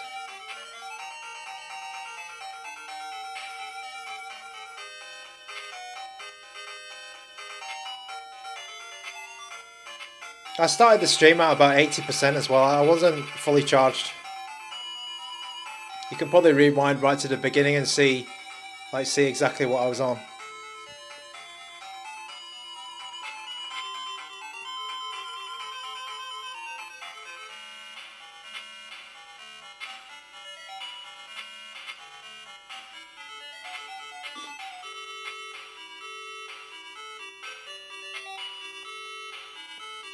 Yeah, it's kind of weird. So Game Gear and Game Boy, even though they're really low spec, like they're still making the device heat up.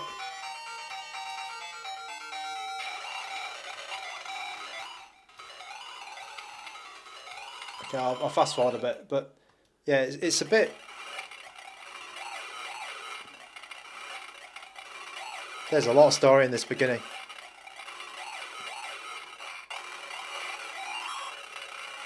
Oh god, okay.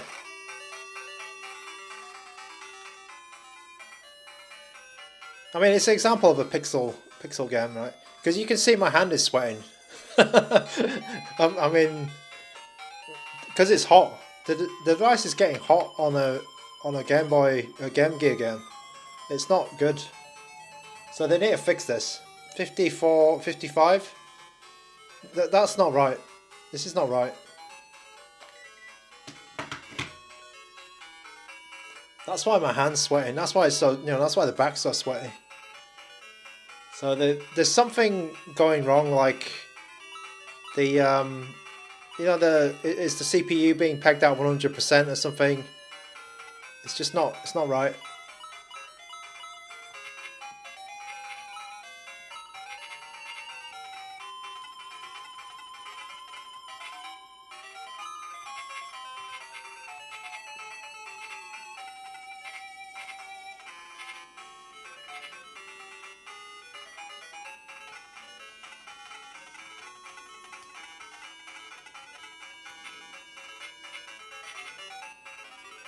Oh, this looks good.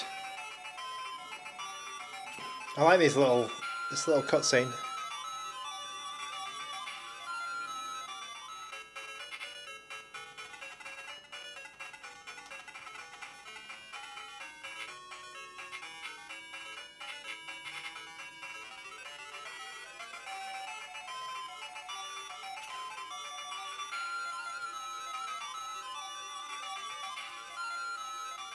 Yeah, this type of stuff's gonna look amazing.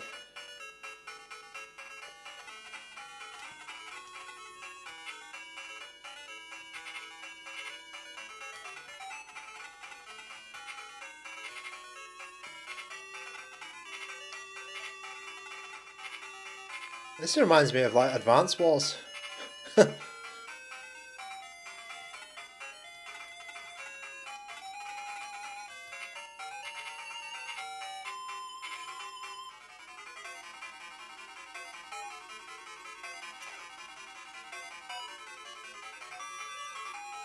It says Shining Force 2 for Game Gear.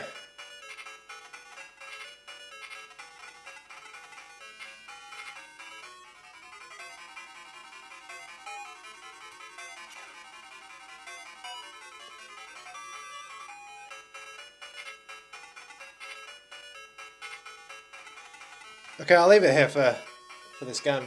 I think, I mean, you get an idea of how good the pixel art looks. Pixels look really good.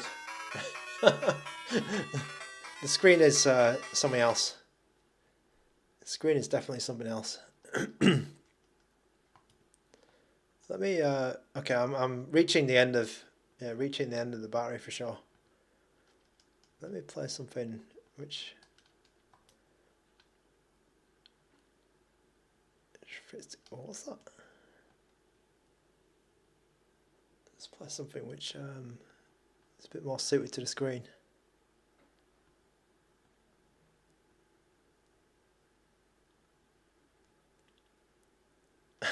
What is that? Driver and GBC, okay. That's a good suggestion. I did see that before. Is it like GTA? Yeah.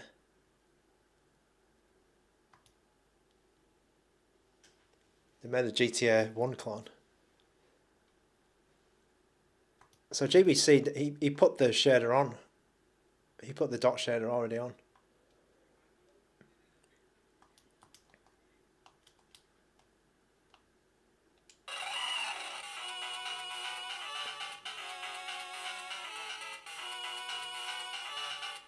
I always thought GTA, OG GTA was like quite dark, not dark, quite fast. I never I never got the hang of it.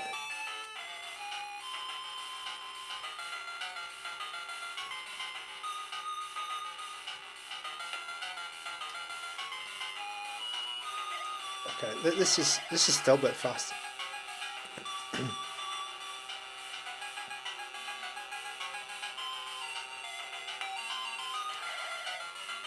I drove straight into that building. Whoa.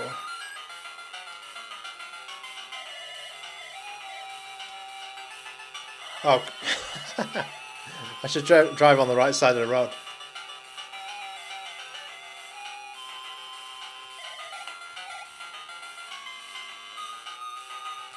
Oh, is it there?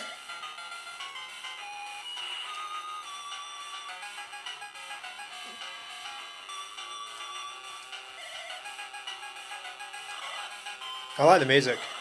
I don't like the driving, or my driving, but the music's good. Oh, there's the X.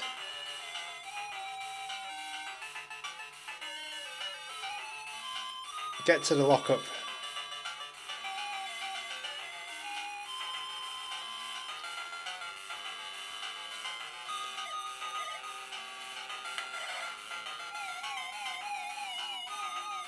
Oh, I might. Whoa, Miss Police.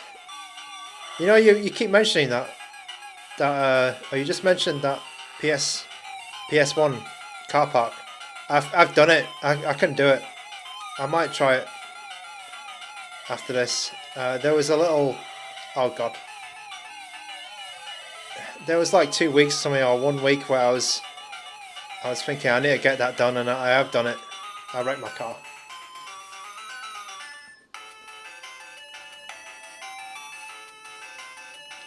Okay, let me get out of this. I think I might do it. I've got the urge to do it because it's been topical. Maybe I can do it on this. Yeah, don't talk to me about driving.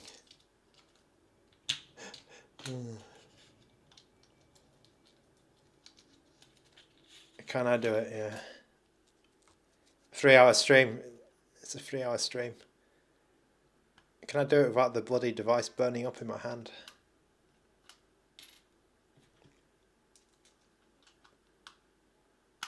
Oh. Check out that.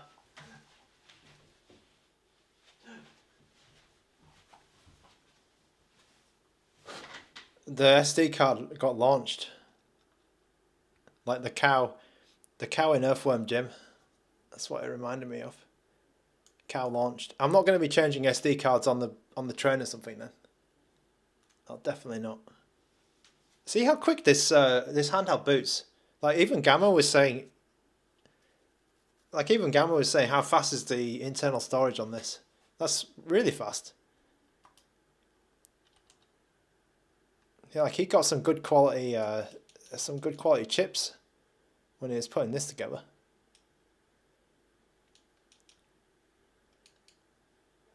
Like that boot time really does make a difference. It does make a difference. Okay, let me try it.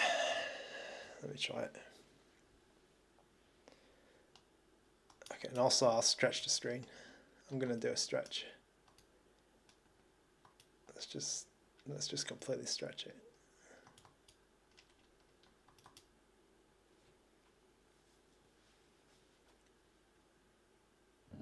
Yeah, that's right, Sandpest. Yeah, sorry, I forgot to answer your message because you said that earlier. I think you did mention it was called Canvas. It seems like that guy likes it. He likes the canvas skin.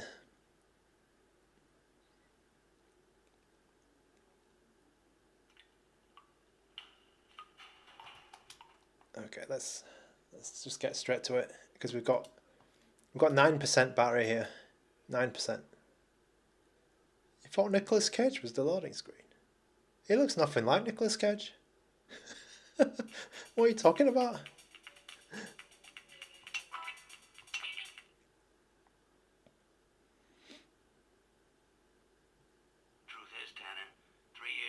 compartment, you still. Okay, this is not easy, right? Let me try and remember it.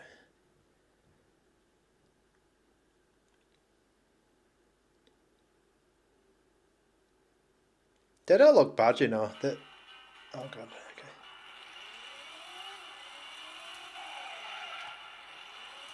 Oh god. Okay, I need to start again already. Because it's on the controls are on the analog stick. We might be here a while.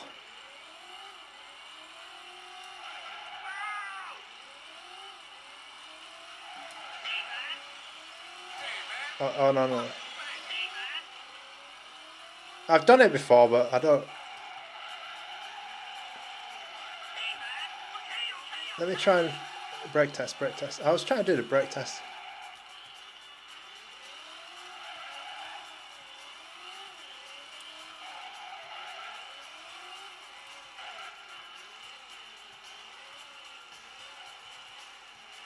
I'm trying to remember all of the things that you need to do.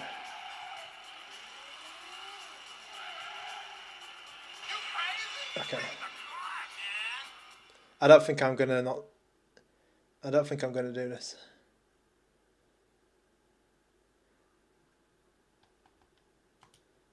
No, I've done this before, Ben Jetler. I've done it, but I don't remember. I don't remember all of the bloody. One of them is like you need to. Yeah, that's it. That's the one. You need to go full speed and then hit your brakes. And then the other one is where you do this sort of slalom, right? I'm probably doing this too slow, but that's the slalom. That should be the slalom. Okay, I've done the slalom. Handbrake is that one. Oh handbrake is this, is it?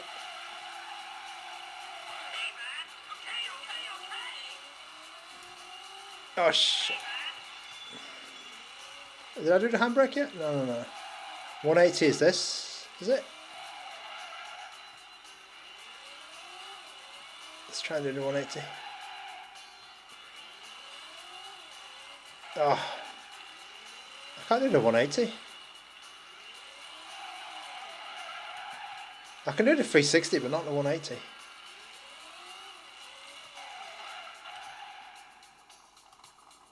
Oh, okay. I think I need to study this. Or triangle for handbrake.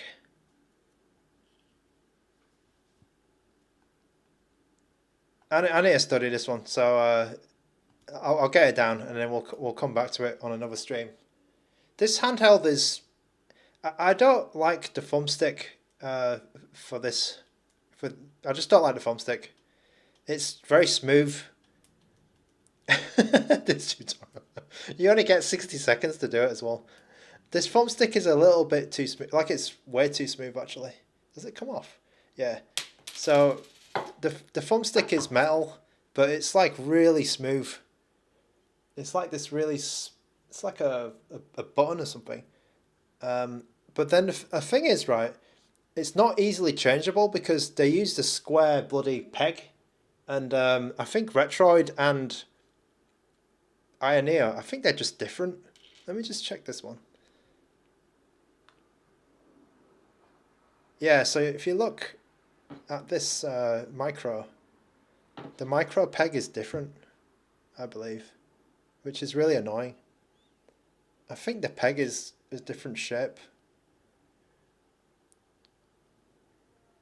So it's not going to be easy to find something which replaces it.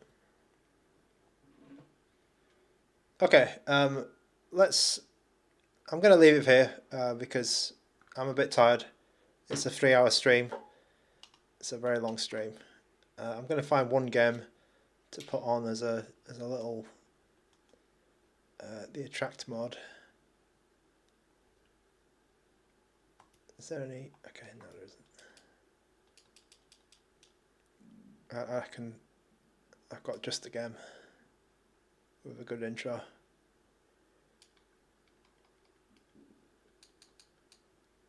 Where is it?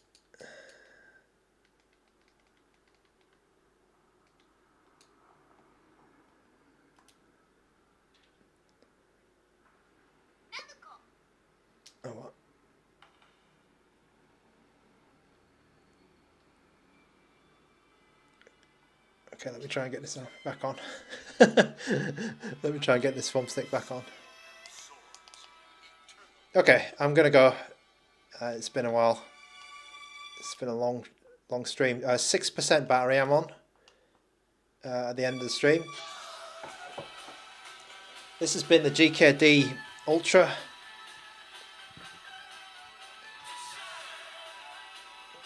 GKD Ultra 2026 release from Mr. Lao Jiang. I'll see you in the next one. Thank you to everyone for watching. Anyone who's stayed the entire 3 hours. Bloody hell. So thanks to Ben Jetler, Nasi Dostuff, Sandpest, Super Fun Time. Thanks very much for your super chats. Very much appreciated. Stondamaru, HQ2136, Ian, thank you very much. And anyone else, I can't see the chat history, so I apologise if I missed your name, but thank you very much for watching. And I hope this gives you an idea of what the GKD 350H is. Ultra. 350H Ultra.